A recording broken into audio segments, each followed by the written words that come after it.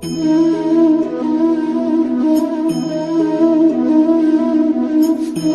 Students, કેમ છો બધા? મજામાં? તબિયત પાણી બધાને લહેરમાં? કેવી ચાલે છે તબિયત પાણી? તબિયત બધાની સારી જ હશે, I think, I hope so. ચાલો, આજના સેશનમાં ખૂબ જ અગત્યના પાર્ટ ઉપર આપણે ચર્ચા કરવા જઈ રહ્યા છીએ કે જેની ઉપયોગિતા કેટલી છે એ હું નહીં બોલી શકું, કારણ કે એટલી બધી છે. હાલતે ને ચાલતે તમારે એનો ઉપયોગ કરવો પડશે એવા એક ટોપિક ઉપર આપણે ડિસ્કશન કરવા જઈ રહ્યા છીએ. તો થોડુંક વ્યવસ્થિત રીતે તમે ધ્યાન આપજો એટલે તમને પરફેક્ટ રીતે મગજમાં ક્લિયર થઈ જાય. ચાલો, તો સૌથી પહેલાં જે આપણે ડિસ્કશન કરવી છે, લાસ્ટ લેક્ચરમાં કીધું હતું કે હું ડોટ પ્રોડક્ટ, ક્રોસ પ્રોડક્ટ એમાં હું જવાનો છું, પણ એ પહેલાં આપણે ડિસ્કશન કરી લઈએ સબાચકોનો નિયમ. નામ તો સુનાઈ હોગા. સબાચકો એટલે કે સમાંતર બાજુ ચતુષ્કોણનો નિયમ. સમાંતર બાજુ ચતુષ્કોણ નો નિયમ, ઇંગ્લિશમાં કહેવાય law of parallelogram. Law of parallelogram. Ready? ચાલો, પેરેલેલોગ્રામ એટલે સમાંતર બાજુ.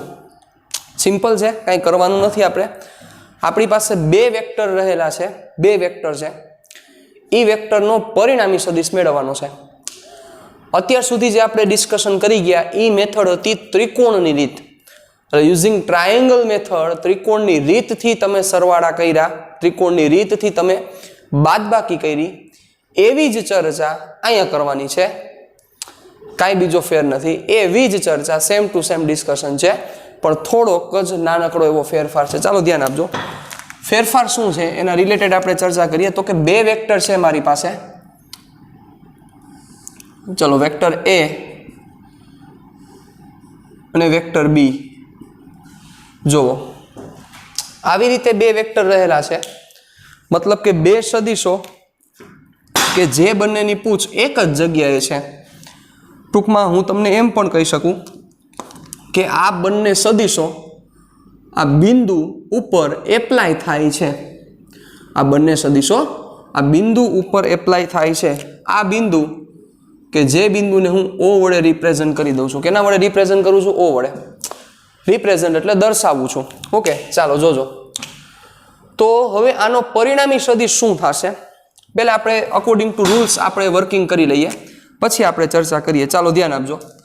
તો કેવી રીતે તમારે સબાચકો ડ્રો કરવાનો છે? સબાચકો એટલે સમાંતર બાજુ ચતુષ્કોણ. કેવી રીતે ડ્રો કરવાનો છે? બહુ સિમ્પલ છે. તમે શું કરત? તમારે જો સરવાળાનો નિયમ કરવાનો તો શું કરત? પહેલાના શીર્ષ ઉપર બીજાની પૂછ લઈ આવો, એવી રીતે સદિશ મૂકો. ચાલો, કરત કે ન કરત એવું વિચારો તમે. યસ ઓર નો? તો એ જ વસ્તુ કરવાની છે. એટલે તમારે શું કરવાનું છે? પહેલાના શીર્ષ ઉપરથી બીજા જેવો સદિશ દોરવાનો છે સાહેબ. પહેલાના શીર્ષ ઉપરથી બીજા જેવો સદિશ દોરવાનો છે. ચાલો, પહેલાના શીર્ષ ઉપરથી તમારે બીજા જેવો વેક્ટર ડ્રો કરવાનો છે. ચાલો, કર્યો ડ્રો તમે આ રીતે? સિમ્પલ. ડોટેડ લાઈન છે એટલે તમારે એને પૂરેપૂરો ડ્રો નથી કરવો. આપણે ખાલી ડોટેડ લાઈનથી એને સમજાવવા માંગીએ છીએ. એટલે આનો મિનિંગ એવો સમજી લો કે આ બી તમે ઉપાડીને અહીંયા મૂકી દીધો. બરોબર? ચાલો, એટલે પહેલાના શીર્ષ ઉપરથી બીજા જેવો સદિશ દોરો, એવી જ રીતે બીજાના શીર્ષ ઉપરથી પહેલા જેવો સદિશ દોરો. ચાલો, એટલે શું થશે? થાય આવું? તો આ જે બન્યો એ બન્યો સબાચકો એટલે કે સમાંતર બાજુ ચતુષ્કોણ. શું બન્યો? સમાંતર બાજુ ચતુષ્કોણ. તો વિચારો શું વસ્તુ સમજાવવા માંગે છે, કેવી રીતે તમે કર્યું? તો કે પહેલાના શીર્ષ ઉપરથી બીજા જેવો સદિશ દોરો, એટલે બીજો જેમ છે એવી જ રીતે. એટલા બે બાજુ પેરેલલ થઈ ગઈ. Yes or no? પેરેલલ એટલે સમાંતર થઈ ગઈ. તો કે હા, થઈ ગઈ. એવી જ રીતે બીજાના શીર્ષ ઉપરથી પહેલા જેવો દોરો, એટલે આ અને આ બાજુ બંને કેવી થઈ ગઈ? તો કે સમાંતર થઈ ગઈ. બહુ સિમ્પલ વસ્તુ છે. તો હવે હું એમ કહી શકું કે ન કહી શકું? વિચારજો કે આ જે વેક્ટર છે, આ વેક્ટર બીજો કોઈ નહીં, આ વેક્ટર બી જ છે. ડ્રો કરી જ શકાય, મને કોઈ ના ન પાડી શકે. એવી જ રીતે હું એમ કહું કે આ વેક્ટર જે છે આ વેક્ટર કયો છે તો કે એ બીજો કોઈ નહીં પણ એ જ છે. વિચારો, હા કે ના? તો સરવાળો કેવી રીતે કરવાનો તો યાદ કરો, પેલાના શીર્ષ ઉપર બીજાની પૂછ છે, હાલો છે આ રહી, તો પેલાનું પૂછ બીજાનું શીર્ષ ભેગું કરો એટલે જે વેક્ટર મળે એ વેક્ટર રિઝલ્ટન્ટ વેક્ટર થયો, એટલે કે પરિણામી સદિશ થયો. બરોબર, જેને હું આર વડે રિપ્રેઝન્ટ કરીશ. કેના વડે રિપ્રેઝન્ટ કરીશ? આર વડે રિપ્રેઝન્ટ કરીશ. તો આ થયો સમાંતર બાજુ ચતુષ્કોણમાં પરિણામી સદિશ તમારે કેવી રીતે મેળવવાનો થયો. ચાલો ધ્યાન આપજો, શું કર્યું છે, બહુ ઈઝી વસ્તુ કરી છે. બે વેક્ટર આવી રીતે દીધેલા છે, કારણ કે ત્રિકોણની રીતમાં જે વેક્ટર આપેલા હતા એવી રીતે તમને વેક્ટર આપણા ચેપ્ટર્સ એકેયમાં નહીં આપે. તમને એકેય એવી રીતે નહીં આપે. એવી રીતે એટલે કેમ? તો કે એમાં તમે જે વેક્ટર ડ્રો કર્યા હતા એ બંનેની પૂછ જુદી જુદી જગ્યાએ હોય. યાદ કરો, એકની પૂછ અહીંયા હોય તો એકની પૂછ અહીંયા હોય. પછી તમે શું કરતા હતા? પહેલા જેવો દોરો, પછી પહેલાના શીર્ષ ઉપર બીજાની પૂછ મૂકો, એવું તમે કરતા હતા. એવું આપણને ક્યાંય દીધેલું નહીં હોય. આપણને આવા જ વેક્ટર આપેલા હશે કે જે વેક્ટર, સમજો મારી વાત, આવા જ વેક્ટર આપેલા હશે કે જે વેક્ટરના બંનેના જે પૂછ છે એ એક જ જગ્યા ઉપર હશે. કઈ જગ્યા ઉપર છે? એક જ ઉપર હશે. તો એમાં સરવાળો ઈઝી રીતે કેવી રીતે કરવો? આનો મિનિંગ શું છે કે એમાં સરવાળો ઈઝી રીતે કેવી રીતે કરવો, આપણે કેવી રીતે સરવાળો સારી રીતે કરી શકીએ, તો આ વસ્તુ દેખાડે છે, આ વસ્તુ રિપ્રેઝન્ટ કરે છે. બરોબર, એટલે એના માટે શું કર્યું તો કે જે બે વેક્ટર છે, જેમ તમને ઉમા સરવાળામાં મેથડ કરી છે એ જ મેથડ વાપરવાની છે. નવું કાંઈ નથી કરવાનું. એક પણ પ્રકારની નવી વસ્તુ તમારે કરવાની થતી નથી. આ વસ્તુ તમે સમજી લેજો, બહુ આમાં કાંઈ બીજી વાત નથી. ચાલો, તમે શું કર્યું તો કે પહેલો વેક્ટર ડ્રો કર્યો, પહેલાના શીર્ષ ઉપર બીજા જેવો દોર્યો, એટલે બીજો જ દોર્યો કહી શકાય ને, બીજા જેવો. એટલે કારણ કે તમારે હર વખતે આવો ડ્રો નથી કરવાનો, તમને ડાયરેક્ટ પણ આનો આન્સર આવી શકવો જોઈએ, પણ સ્ટાર્ટિંગ છે એટલે આપણે શું કર્યું છે તો કે પહેલાના શીર્ષ ઉપરથી બીજા જેવો દોરો દોરી નાખો, બીજાના શીર્ષ ઉપરથી પહેલા જેવો દોરો. બરોબર, પછી શું કર્યું તો કે પહેલાની પૂછ અને બીજાનું શીર્ષ ભેગું કરો એટલે જે મળ્યો એ રિઝલ્ટન્ટ વેક્ટર મળ્યો. રિઝલ્ટન્ટનો મિનિંગ એવો થાય કે એ બે સદિશનો સરવાળો. શું મળ્યો? બે સદિશનો સરવાળો. તો આ વસ્તુને આપણે થોડીક લખી લઈએ એટલે તમને વ્યવસ્થિત રીતે જ્યારે પણ તમે વાંચવા બેસો ત્યારે તમને ખ્યાલ આવે. બીજી વસ્તુ કે જે અગત્યની છે એ હું તમને કહી દઉં તો કે આ એ અને આ બી, આ બે વેક્ટર વચ્ચેનો ખૂણો થીટા છે.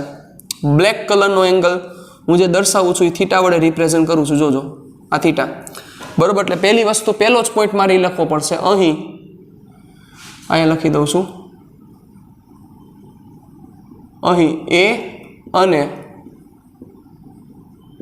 બી વચ્ચેનો ખૂણો થીટા છે. અહીં એ અને બી વચ્ચેનો ખૂણો થીટા છે. ચાલો, પહેલા તમે શું કર્યું તો કે જે સ્ટેપ્સ કર્યા છે આપણે સ્ટેપ્સ લખવા છે. પ્રથમ સદિશના શીર્ષ પરથી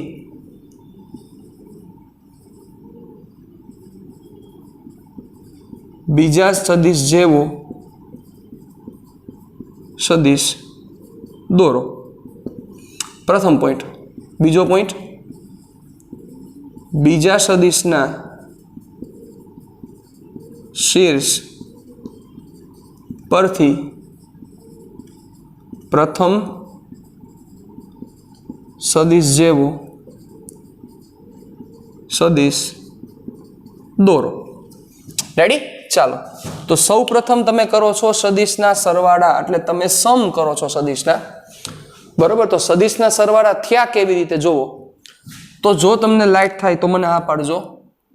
બે પૂછ અને બે શીર્ષ ભેગા કર્યા. જુઓ તમે, બે પૂછ અને બે શીર્ષ તમે ભેગા કર્યા એટલે તમને પરિણામી સદિશ મળ્યો. જોવો, વ્યવસ્થિત રીતે જોજો. તમે શું ભેગું કર્યું છે? બે પૂછ અને બે શીર્ષ તમે ભેગા કર્યા એટલે પરિણામી સદિશ મળ્યો.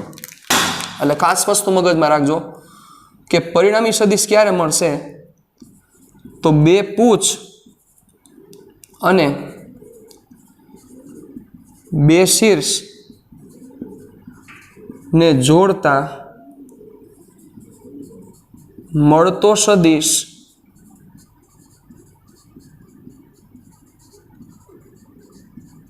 પરિણામી સદિશ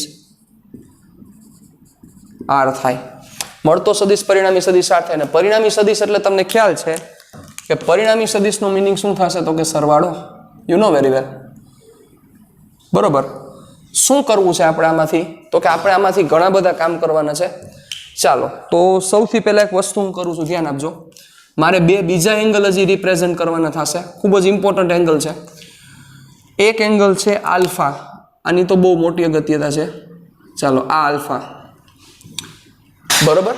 અને એક એંગલ મારે રિપ્રેઝન્ટ કરવાનો છે બીટા. ઓકે, તમને કલર ફેરવી દઉં એવું હોય તો.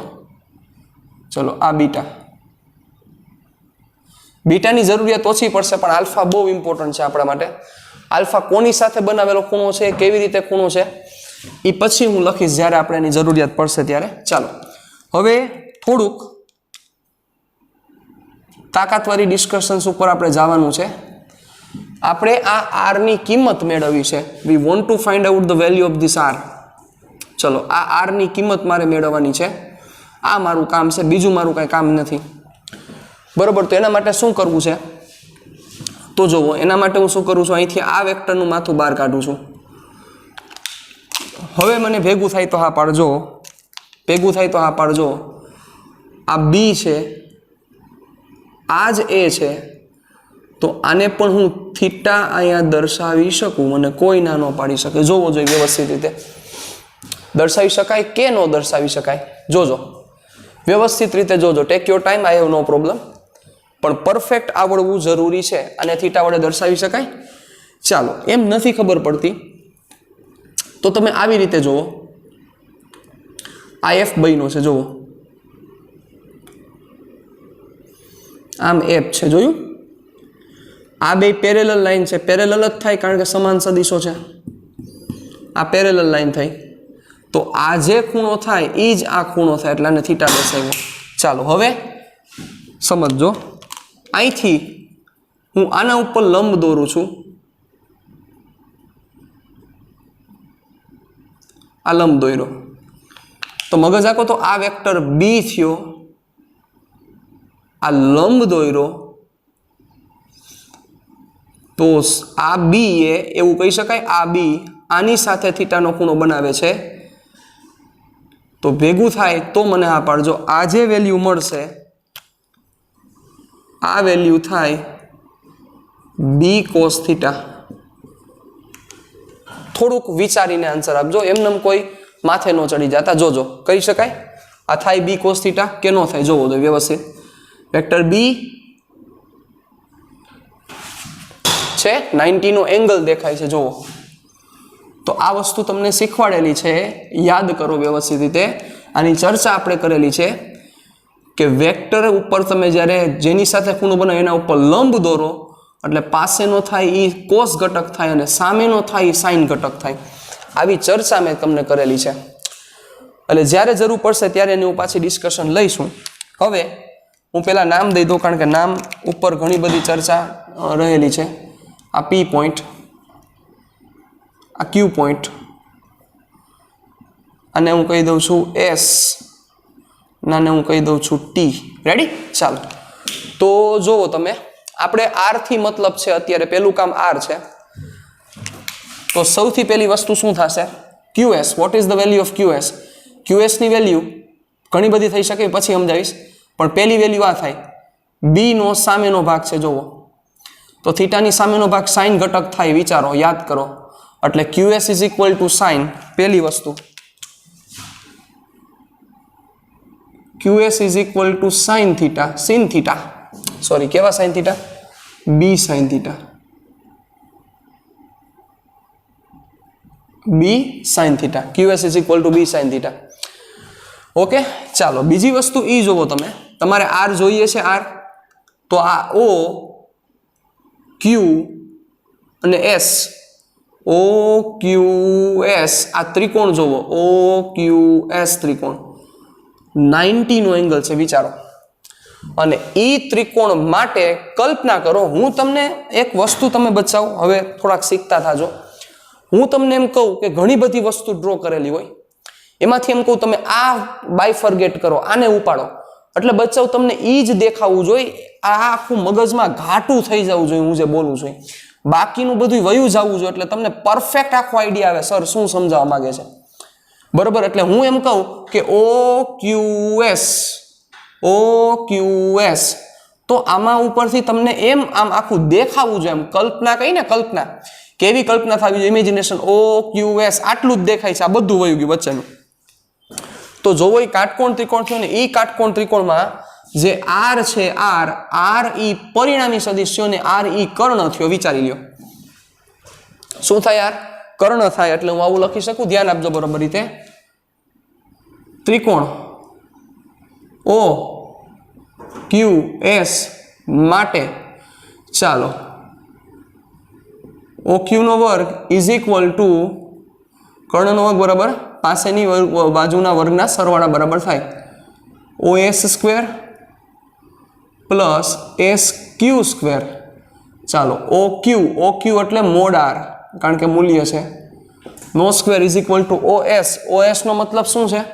OS છે A plus B cos theta નો વર્ગ SQ નો મતલબ શું છે? B સાઇન થીટા નો વર્ગ. રેડી? ચાલો વધુ આગળ, એટલે શું થશે? A square plus 2AB cos theta plus B square cos square theta. ધોરણ 8 ની હું ચર્ચા કરું છું, નવું કઈ નથી ભણાવતો. રેડી? A પ્લસ B નું વિસ્તરણ શું થાય? A પ્લસ B નું વિસ્તરણ A square plus 2AB plus B square, પણ અહીંયા કોસ છે એટલે મારે કોસ બધા હારે ફેરવવા પડે, આમાં સ્ક્વેર આપી દો, plus B square sine square theta. ચાલો જોજો, થોડુંક અરેન્જ કરી દઉં છું. હવે બીજી વસ્તુ અહીંયા ધ્યાન આપો, એક સ્ટેપ હવે અહીંથી ઉડાડું છું. ક્યુ સ્ટેપ ઉડાડું છું વિચારો. આની પાસે B સ્ક્વેર, આની પાસે B સ્ક્વેર, તો B સ્ક્વેર કોમન કાઢી લો એટલે થાય sine square plus cos square. B square common એટલે sine square plus cos square 1 થઈ જાય. નિત્યસમ યાદ કરો, ધોરણ 10 ત્રિકોણમિતિનું ચેપ્ટર નિત્યસમ, sine square plus cos square 1. અહીંથી B સ્ક્વેર કોમન કાઢી લો એટલે sine square plus cos square 1. એટલે આના પછીનું સ્ટેપ શું થશે? A square plus 2AB cos theta plus B square. હવે અરેન્જ કરું અને સાથે મોડ પણ લઈ લઉં. Mode is equal to A square plus B square plus 2AB cos theta, પણ અહીંયા સ્ક્વેર છે ને, બરોબર ને? B સ્ક્વેર આગળ લઈ લીધો. હવે સ્ક્વેર કાઢી નાખું તો મારે શું લેવું પડે? વર્ગમૂળ લેવું પડે કે નહીં? યસ ઓર નો? તો આ ઇમ્પોર્ટન્ટ ફોર્મ્યુલા થશે, ખૂબ જ ઇમ્પોર્ટન્ટ ફોર્મ્યુલા, કે જ્યારે કોઈ બે સદિશ છે તો એ બે સદિશ ના માન, એ બે સદિશનો પરિણામી સદિશનું માન શું થાય? એ બે સદિશના પરિણામી સદિશનું માન શું થાય? Mode R is equal to under root A square plus B square plus 2AB cos theta. ખૂબ જ ઇમ્પોર્ટન્ટ છે બચ્ચાઓ, ખૂબ જ ઇમ્પોર્ટન્ટ છે આ ફોર્મ્યુલા.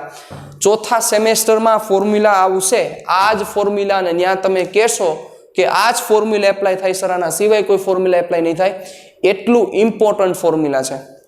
એટલે આમાં જરાય બાંધ છોડ નહીં હાલે, એટલે ખાસ આ વસ્તુ મગજમાં ક્લિયર કરીને રાખજો. રેડી? ચાલો, mod R is equal to under root A square plus B square plus 2AB cos theta. ચાલો થોડાક આગળ વધીએ અહીંથી. હવે આપણે શું કરવું છે? આ R મળી ગયો, R ની કિંમત કેટલી થશે મળી ગઈ, એટલે પરિણામી સદિશનું મૂલ્ય મળી ગયું. પણ મૂલ્યથી કામ નથી થતું, તમને ખ્યાલ છે. તમારે શું ગોતવું પડે? એની દિશા. કારણ કે વેક્ટરને રિપ્રેઝન્ટ કરવાની પહેલી મેથડમાં તમે x અને y કોમ્પોનન્ટ રિપ્રેઝન્ટ કરો છો, you know very well, x y z component. અને બીજી મેથડમાં મૂલ્ય અને દિશા આ તમે રિપ્રેઝન્ટ કરો છો. ચાલો તો હવે દિશા એટલે ખૂણો, તમારે ખૂણા તરફ જવું પડશે. મને યાદ છે મારે તમને શીખવાડવાનું બાકી છે, આઈ નો વેરી વેલ, આપણે કરશું, જરાય મૂંઝાતા નહીં. રેડી? ચાલો, મારે ખૂણા તરફ જવાની વાત છે. તો લોજિક આંકો, આ R એટલે કે પરિણામી સદિશ, પરિણામી સદિશ A સાથે આલ્ફાનો ખૂણો બનાવે છે. પરિણામી સદિશ A સાથે આલ્ફાનો ખૂણો બનાવે છે. તો શું થશે? ચાલો જોજો. મતલબ હવે મારે એ આલ્ફાથી કામ છે, ખૂબ જ ઇમ્પોર્ટન્ટ. આ બીજું ફોર્મ્યુલા આવશે કે જે ઇમ્પોર્ટન્ટ થશે. ચાલો ધ્યાન આપજો. પરિણામી સદિશ R એ A સાથે બનાવેલ ખૂણો આલ્ફા હોય તો આર એ સાથે બનાવેલ ખૂણો આલ્ફા હોય તો શું થશે? ચલો એપ્લાય કરો તો મારે આલ્ફા જોઈએ છે. પાછો કાટકોણ ત્રિકોણ જ છે. ઇઝી ક્યુ પડે ટેન જ ઇઝી પડે યાદ કરો એટલે ટેન આલ્ફા. કયો ખૂણાની વાત કરું છું તમે સમજી ગયા ને બચ્ચા? આ ખૂણાની વાત છે. સદિશ આર એ સાથે બનાવેલ કોણ, સદિશ આર એ સાથે બનાવેલ કોણ આલ્ફા, ટેન આલ્ફા સાબાના છેદમાં પાબા કરો એપ્લાય એટલે થશે tan alpha is equal to સાબા એટલે QS ના છેદમાં પાબા એટલે OS.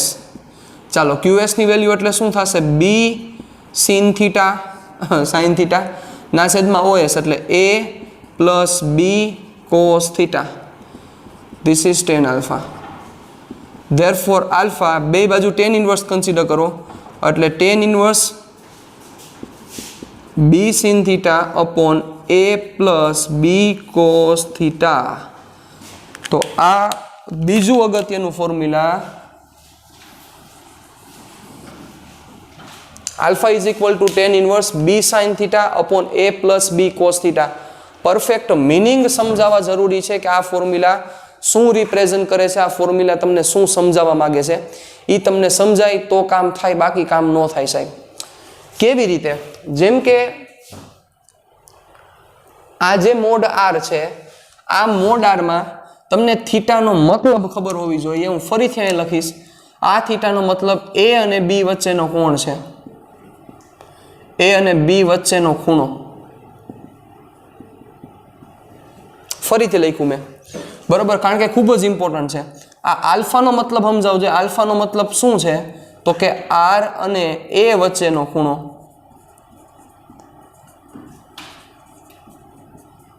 કારણ કે તમારી ભૂલ જ આ જગ્યાએ થાય છે.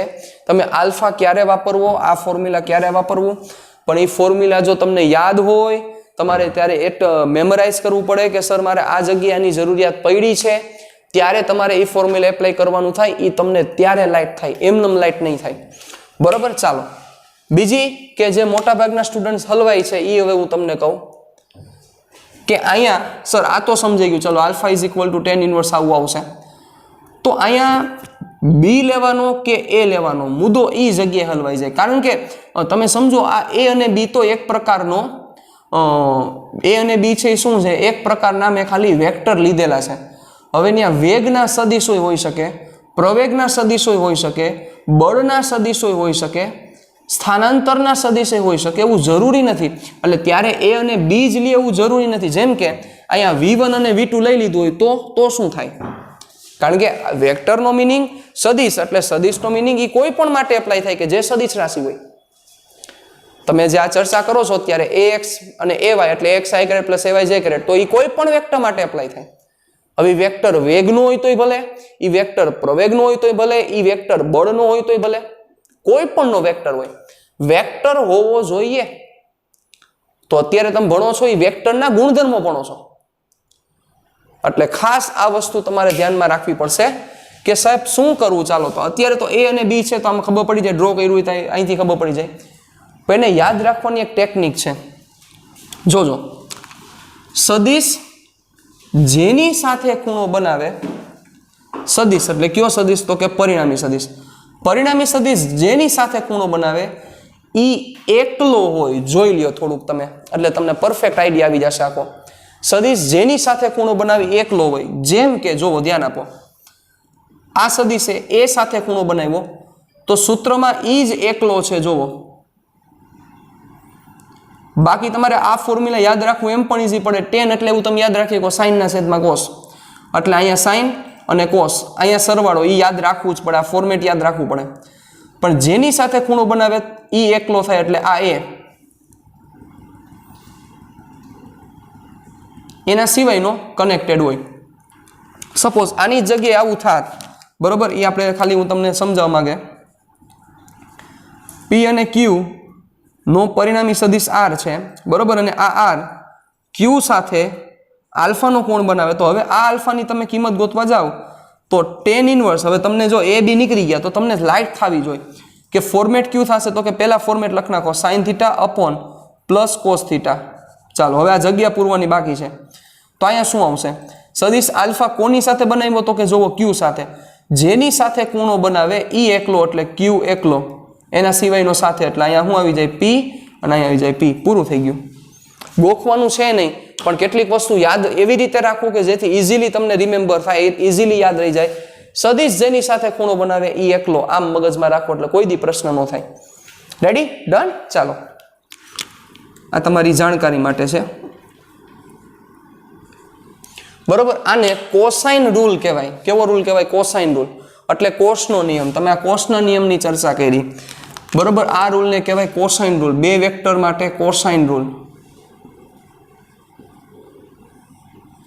આ વેક્ટરે શું આપ્યું? આ બે ફોર્મ્યુલાએ તમને શું આપ્યું? જોવો, ખૂબ જ ઇમ્પોર્ટન્સ બધી આ ચર્ચા ચાલે છે. વારંવાર એકને એક શબ્દ હું એટલે બોલું છું કારણ કે એની ઇમ્પોર્ટન્સ જ એવડી છે.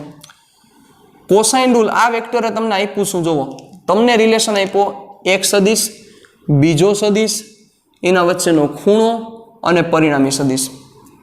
એક સદિશ, બીજો સદિશ, એના વચ્ચેનો ખૂણો અને પરિણામી સદિશ. સમજો. એવી જ રીતે આને શું આપ્યું?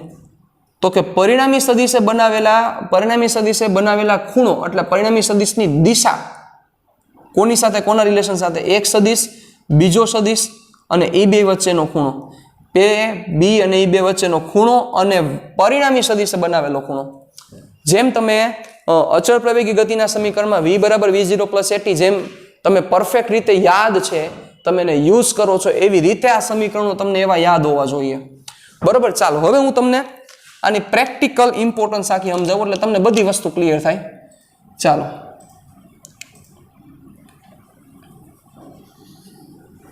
ધ્યાન આપજો. હવે આના આપણે સ્પેશિયલ કિસ્સામાં જવા માંગીએ છીએ. બરોબર. Special case. પછી આપણે બીજા સ્પેશિયલ કેસ પણ છે.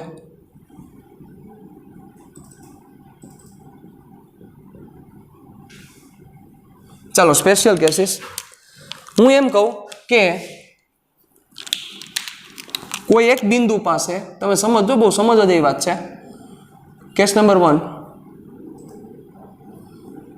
Theta is equal two 0 degree હોય તો, theta is equal two 0 degree હોય, બે વેક્ટર વચ્ચેનો ખૂણો 0 હોય. મતલબ આવું છે, એક વેક્ટર આ છે, વેક્ટર એ,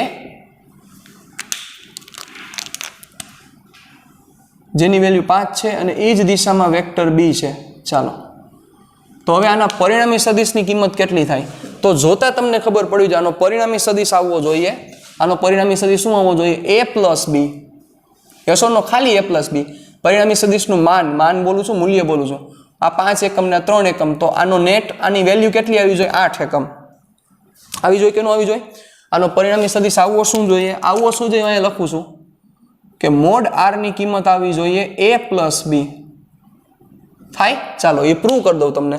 આવી જાઓ ફોર્મ્યુલામાં. ચાલો, ખાસ વસ્તુ બીજી એક આ ચર્ચા કરતા પહેલા હું તમને કહી દઉં. તમને ઓલેસ્ટીસીના બધા રૂલ ખબર હોવા જરૂરી છે કે જે તમે ઓલરેડી મેથ્સમાં ભણી ગયા છો, એટલે હું હવે અહીં ચર્ચા નહીં કરું, ટાઈમ નહીં બગાડો અહીંયા. ઓલેસ્ટીસીના બધા રૂલ, સાઇન 90 માઇનસ થીટા શું થાય, કોસ 90 માઇનસ થીટા શું થાય, યુગ્મ અયુગ્મ વિધેય તમને ખબર હોવી જરૂરી છે. આ તમને ખ્યાલ હોવો જરૂરી છે. બરોબર. પછી તમને ખબર હોવી જરૂરી છે સાઇન 30 ની વેલ્યુ શું થાય. બચાવ, આ બધી જે વેલ્યુ છે, sine 30, sine 60, cos 120, cos 60, cos 30, cos 45, બરોબર, cos π/2 minus theta, cos π/2 plus theta, આ બધી કિંમત તમારા માટે ખૂબ જ અગત્યની કિંમત છે. એમાં 1% પણ ભૂલ નહીં ચાલે, એટલી ઇમ્પોર્ટન્ટ આ બધી વેલ્યુ છે. તમને કોસ 0 ની કિંમત શું થાય ખબર જ હોવી જોઈએ, સાઇન 0 ની કિંમત શું થાય ખબર જ હોવી જોઈએ. બરોબર. આવી રીતે નહીં તમે કોષ્ટક બનાવવા બેસો, એવી રીતે યાદ રહે એવી રીતે નહીં. લાઈવ નથી, નકર હું તમને આ હોમવર્કમાં દેત અને તમને હું આમ પૂછત કે સાઇન 60 એટલે શું થાય, એટલે તમારો જવાબ સીધો આવે √3/2. ટાઈમ નથી એવું બધું લાંબુ લખવાનું. આખું કોષ્ટક બનાવો, પછી કોષ્ટક ઉપરથી કિંમત લો, એમ નહીં. પરફેક્ટ વેલ્યુઝ ખબર હોવી જોઈએ. સાઇન 60 એટલે √3/2 જ થાય, સાઇન 30 એટલે 1/2 જ થાય, સાઇન 45 એટલે 1/√2 જ થાય, કોસ 30 એટલે કેટલા થાય? √3/2, કોસ 60 એટલે 1/2. આવી રીતે યાદ હોવી જોઈએ, કારણ કે એવી રીતે ઉપયોગ અહીંયા થશે. તમે ત્યારે જો તમને એ કિંમત યાદ નહીં હોય એટલે તમારી પથારી ફરી જશે સાહેબ. કિંમત યાદ નહીં હોય એટલે તમારી પથારી ફરી જશે. એટલે ખાસ કિંમત ઉપર ખાસ જોર રાખજો. બધી વેલ્યુ પરફેક્ટ ખબર હોવી જોઈએ. ઓએલએસટીસીના રૂલ્સ કે જે તમને મેથ્સમાં ભણાવેલા છે એ ઓએલએસટીસીના રૂલ્સ પરફેક્ટ રીતે ખ્યાલ હોવા જરૂરી છે. એમાં બાંધછોડ નહીં હાલે પ્લીઝ. ઓકે, ચાલો જોજો. થીટા તો કોસ થીટા એટલે કોસ 0 થઈ જાય. કોસ 0 કેટલા થાય તો કે થાય 1. ચાલો એટલે જોજો, ધ્યાન આપજો. Mode r is equal to under route જોજો a² plus b² plus 2ab cos 0 થઈ ગયા 1. એટલે વિચારો તો બચ્ચા પૂર્ણ વર્ગ પદાવલી બની. a પ્લસ b નો square is equal to a plus b. Plus or minus લખી શકાય પણ આપણે મૂલ્યમાં જાય છે એટલે એવું કંઈ લખવાની જરૂર નથી. ચાલો થયું, આવી ગયો આન્સર. મારી મિસ્ટેકો અહીંયા આવશે ખાલી a પ્લસ b. રેડી, કારણ કે મૂલ્ય લખી છે. તો આ a પ્લસ b થયા. હવે આ વસ્તુ શું સમજાવવા માંગે છે? સબાચકો બહુ સિમ્પલ લોજિક સમજાવે છે આખું. તમને આની આખી પરિણામી અસર ને બધું સમજાઈ જાય. ધ્યાન આપજો બરોબર રીતે. હું અહીંયા ઊભો છું, મને એક દિશામાં કોઈ એક વ્યક્તિ આ દિશામાં મને 5 ન્યૂટનથી ખેંચે છે. હવે મને એ જ દિશામાં એક બીજો વ્યક્તિ 3 ન્યૂટનથી ખેંચે છે. તો મારા ઉપર ઇફેક્ટ કેટલી આવે? સિમ્પલ, 5 છે અને 3 છે, ટોટલ આવે 8ની ઇફેક્ટ. આ વસ્તુ સૂચવે છે. ચાલો જોજો. Case number 2. Case number 2, theta is equal two કેટલા હોય તો કે થીટા ઇઝ ઇક્વલ ટુ 90 હોય ત્યારે શું થાય? હોય તો વિચારો. ચાલો, બે સદિશ એકબીજાને લંબ છે કે જે અત્યાર સુધી આપણે ભણતા આવ્યા હતા. યાદ કરો, વેક્ટર a અને આ વેક્ટર b. આ એકબીજાને લંબ હોય તો આનો પરિણામી સદિશ કેટલો થાય? પરિણામી સદિશ કેટલો થાય વિચારો જોઈએ. આનું માન કેટલું હોવું જોઈએ? બે વેક્ટર કે જે વેક્ટર એકબીજાને લંબ છે, લંબ બે વેક્ટર હોય તો એનું માન થાય √ a² + b² થવું જોઈએ. આ થવું જોઈએ, એ આપણે હમણાં પ્રૂવ કરી દઈએ. ચાલો હવે આનો પરિણામી સદિશ થાય કઈ બાજુ? ચાલો હવે એ વિચારો જોઈએ. તો કે આ રૂલ પ્રમાણે વિચારો તો પરિણામી સદિશ થશે કઈ બાજુ? પહેલાના શીર્ષ ઉપરથી બીજા જેવો સદિશ દોરો થાય. બીજાના શીર્ષ ઉપરથી પહેલા જેવો સદિશ દોરો. બે પૂછ અને બે શીર્ષ જોઈન્ટ કરી દો. આ પરિણામી સદિશ થયો. હવે આમાં તમારું લોજિક એપ્લાય કરો. કેવી રીતે વર્કિંગ એપ્લાય કરો? ચાલો ધ્યાન આપજો. પહેલા આપણે પ્રૂવ કરી દઈએ. હાલો અહીંયા આવી જાવ. તો આવી જાવ. ચાલો, પરિણામી સદિશ મોડાર √ a² + b² + 2ab cos theta. થીટાની કિંમત 90. cos 90 cos 90 cos 90 cos 90 થાય 0. યાદ કરો. ચાલો યાદ કરો. હવે આવું હોય 1 0 હોય, આ 0 1 હોય, આ -1 0 હોય અને આ 0 -1 હોય. હોય કે ન હોય? ચાલો, તમને ખબર છે x એટલે cos કારણ કે y એટલે sin. તો cos 0 કારણ કે x અક્ષ સાથેનો ખૂણો 0, ત્યારે cos 0 1 cos 90 એ કેટલા થાય? 0 થાય. તો વિચારો એ 0 મૂકી દો એટલે આખે આખું પદ વહી ગયું. આખે આખું પદ વહી ગયું એનો મિનિંગ વેલ્યુ કેટલી આવે? √ a² + b². Hence proved. બરોબર. ચાલો હવે જે હું તમને સમજાવવા માંગુ છું એ તમે થોડુંક વિચારજો. પ્રેક્ટિકલ વિચારશું ને તો ફિઝિક્સ બહુ ઇઝી બની જશે. તમે ખોટું લોચા મારશો તો ફિઝિક્સમાં પ્રોબ્લેમ થશે તમને. જો આ બુક છે, ઓકે. આ બુક ઉપર હું આ દિશામાં 5 ન્યૂટનનું બળ લગાડું છું. સમજજો, આ દિશામાં હું 5 ન્યૂટનનું બળ લગાડું છું અને હું આ દિશામાં 3 ન્યૂટનનું બળ લગાડું છું. ચાલો, મતલબ કે હું બુકને આમે ખેંચું છું અને બુકને હું આમે ખેંચું છું. થોડુંક વિચારજો. 5 ન્યૂટનનું બળ લગાડું છું અને 3 ન્યૂટનનું બળ આમ લગાડું છું. મતલબ બુકને હું આમે ખેંચું છું અને બુકને હું આમે ખેંચું છું. તો આ બુક કઈ દિશામાં ગતિ કરશે? થોડુંક વિચારીને રિપ્લાય આપજો. એમનેમ બુંગિયા ન મારતા, એમનેમ કાંઈ આન્સર ન દેતા. શું થશે થોડુંક વિચારીને મને આન્સર આપજો. ચાલો, શું થશે તમારા મતે? શું થવું જોઈએ? What should be answer? કઈ બાજુ આ જાશે? કઈ બાજુ આ કઈ બાજુ જાશે? વિચારો. Tech your time. મને કોઈ પ્રશ્ન નથી. સમય લ્યો તમે. 5 ન્યૂટન આ બાજુ લગાડે છે અને 3 ન્યૂટન આ બાજુ બળ લાગે છે. તો આ ભાઈ જાય કઈ બાજુ? બચાવ થોડુંક વિચારો. પ્રેક્ટિકલ માઇન્ડ ઉપર આવેલા જાઓ. એક આમ ખેંચે છે અને એક આમ ખેંચે છે, તો બચાવ આ આમ જાય, નો આમ જાય, નો આમ જાય, ઈ આમ જાય.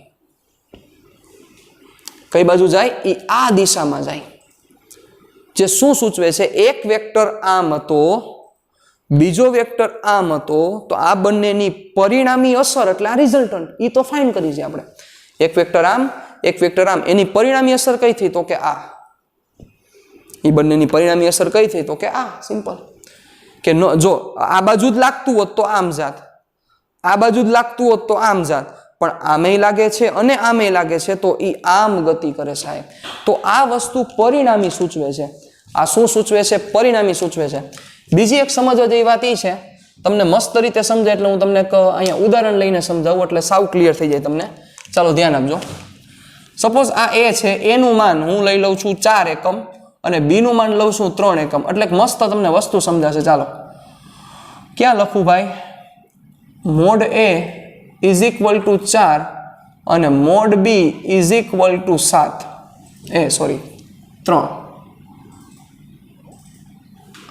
હાલો, mod A is equal to 4 અને mod B is equal to 3. તો વિચારો અહીંયા શું કિંમત આવી? અહીંયા જે કિંમત આવી જોવા જેવી છે કે 4 અને 3 જો બંને એક જ દિશામાં હશે તો નેટ આની કિંમત આવશે 7. કેટલી આવશે? 7 કિંમત આવશે. થાય આનો મિનિંગ આવો? પણ હવે ઈ જ 4 અને ઈ જ 3 ભેગા થાય છે પણ સેમ દિશામાં નથી. જો આમાં સેમ ડિરેક્શનમાં હતા, તો સાહેબ હવે આની વેલ્યુ શું આવશે? જોવો, વેલ્યુ ઘટવી જોઈએ. વિચારો, થોડુંક વિચારજો. Is equal to under root a square, a square એટલે 4 નો વર્ગ 16, b સ્ક્વેર એટલે 3 નો વર્ગ 9, 16 ને 9 25, 25 નું વર્ગમૂળ 5. વિચારો, mode r is equal two 5. આ વેલ્યુ થઈ, વિચારી લ્યો. તમે થોડુંક લોજિક આખો બચાવ, થોડુંક લોજિક આખો, તમને મસ્ત સમજાશે આ વસ્તુ. આ વેક્ટર જો આમ જાય, આ વેક્ટર જો આમ જાય. હાલો હવે પ્યોર હું લોજિક ઉપર જાઉં છું. ભેગું થાય તો કરજો, બધું કરવાની જરૂર નથી. આ તો તમને ખાલી સમજાવવા મારે મેટર છે. આ વેક્ટર જો આમ જાય તો બચાવ આની વેલ્યુ વધે. આ વેક્ટર આમ જાય તો આ રિઝલ્ટન્ટની વેલ્યુ વધે. તમે જોવો શું થયું, તમને કલ્પના કરો, તમને એક વસ્તુ મસ્ત સમજાશે કે આ બી એક્ઝેક્ટ જ્યારે 0 હતો ત્યારે વેક્ટર રિઝલ્ટન્ટ કેવડો મોટો વેક્ટર હતો. વિચારો, રિઝલ્ટન્ટ શું થયો? તમને લાઈટ થઈ? બી ને ખેંચો અહીંયા. જ્યારે બી આવી રીતે હતો ત્યારે આ રિઝલ્ટન્ટ વેક્ટર થયો. બચાવ, આ રિઝલ્ટન્ટ છે, આવડો મોટો વેક્ટર થયો. પણ જ્યારે બી એ એંગલ બનાવવાનું ચાલુ કર્યું, તો આ રિઝલ્ટન્ટ પણ એંગલ બનાવવાનું ચાલુ કર્યું છે. મતલબ રિઝલ્ટન્ટ એંગલ બનાવવાનું ચાલુ કર્યું એટલે રિઝલ્ટન્ટની કિંમત શું થાય છે? તો કે ઘટે છે. જોવો, તમને આ કિંમત હજી મેક્સિમમ ક્યારે ઘટશે? વિચારો તો કે જ્યારે એ વેક્ટરથી એ આ કિંમત મારે સૌથી ઓછી કરવી હોય તો, જેમ કે તમારી પાસે લોજિક ઉપર આખી ચર્ચા હાલે. હવે આ બધું લોજિક ઉપર હાલે છે, ફિઝિક્સ પતી ગયો. અહીંયા તમારી પાસે એક 4 ન્યૂટનનું બળ ને 3 ન્યૂટનનું બળ છે. હવે હું તમને એમ કહું કે એની મેક્સિમમ કિંમત કેટલી પોસિબલ છે, તો તમે કેવી રીતે અરેન્જમેન્ટ કરશો? ઓબ્વિયસ છે, તમે શું કરશો તો કે 4 ન્યૂટન આ દિશામાં, 3 ન્યૂટન એ દિશામાં, એટલે 7 ન્યૂટન થશે. હવે એમ કહું કે મારે મિનિમમ જોતું હોય તો તમે શું કરો? મિનિમમમાં શું થઈ શકે? વિચારો જોઈએ. તો કે બચાવ, મિનિમમ કરવા માટે તમે શું કરશો કે એક 4 ન્યૂટન આમ લગાડશે અને એક 3 ન્યૂટન આમ લગાડશે. ત્યારે એની કિંમત મિનિમમ અને કેટલી થાય? તો કે 1 થાય. એક 4 ન્યૂટન આમ લગાડે, એક 3 ન્યૂટન આમ લગાડે, ત્યારે એની મિનિમમ કિંમત 1 થાય સાહેબ. તો હવે વિચારો ક્યારે ઈ 1 બની? તો કે 4 ન્યૂટન આમ, એક 3 ન્યૂટન આમ, 180 નો ખૂણો બન્યો. વિચારો, પરફેક્ટ 180. અને 180 નો ખૂણો બન્યો ત્યારે ઈ વેક્ટર 4 આમ હતો, 3 આમ હતો, એટલે નેટ 1 જ આવ્યો.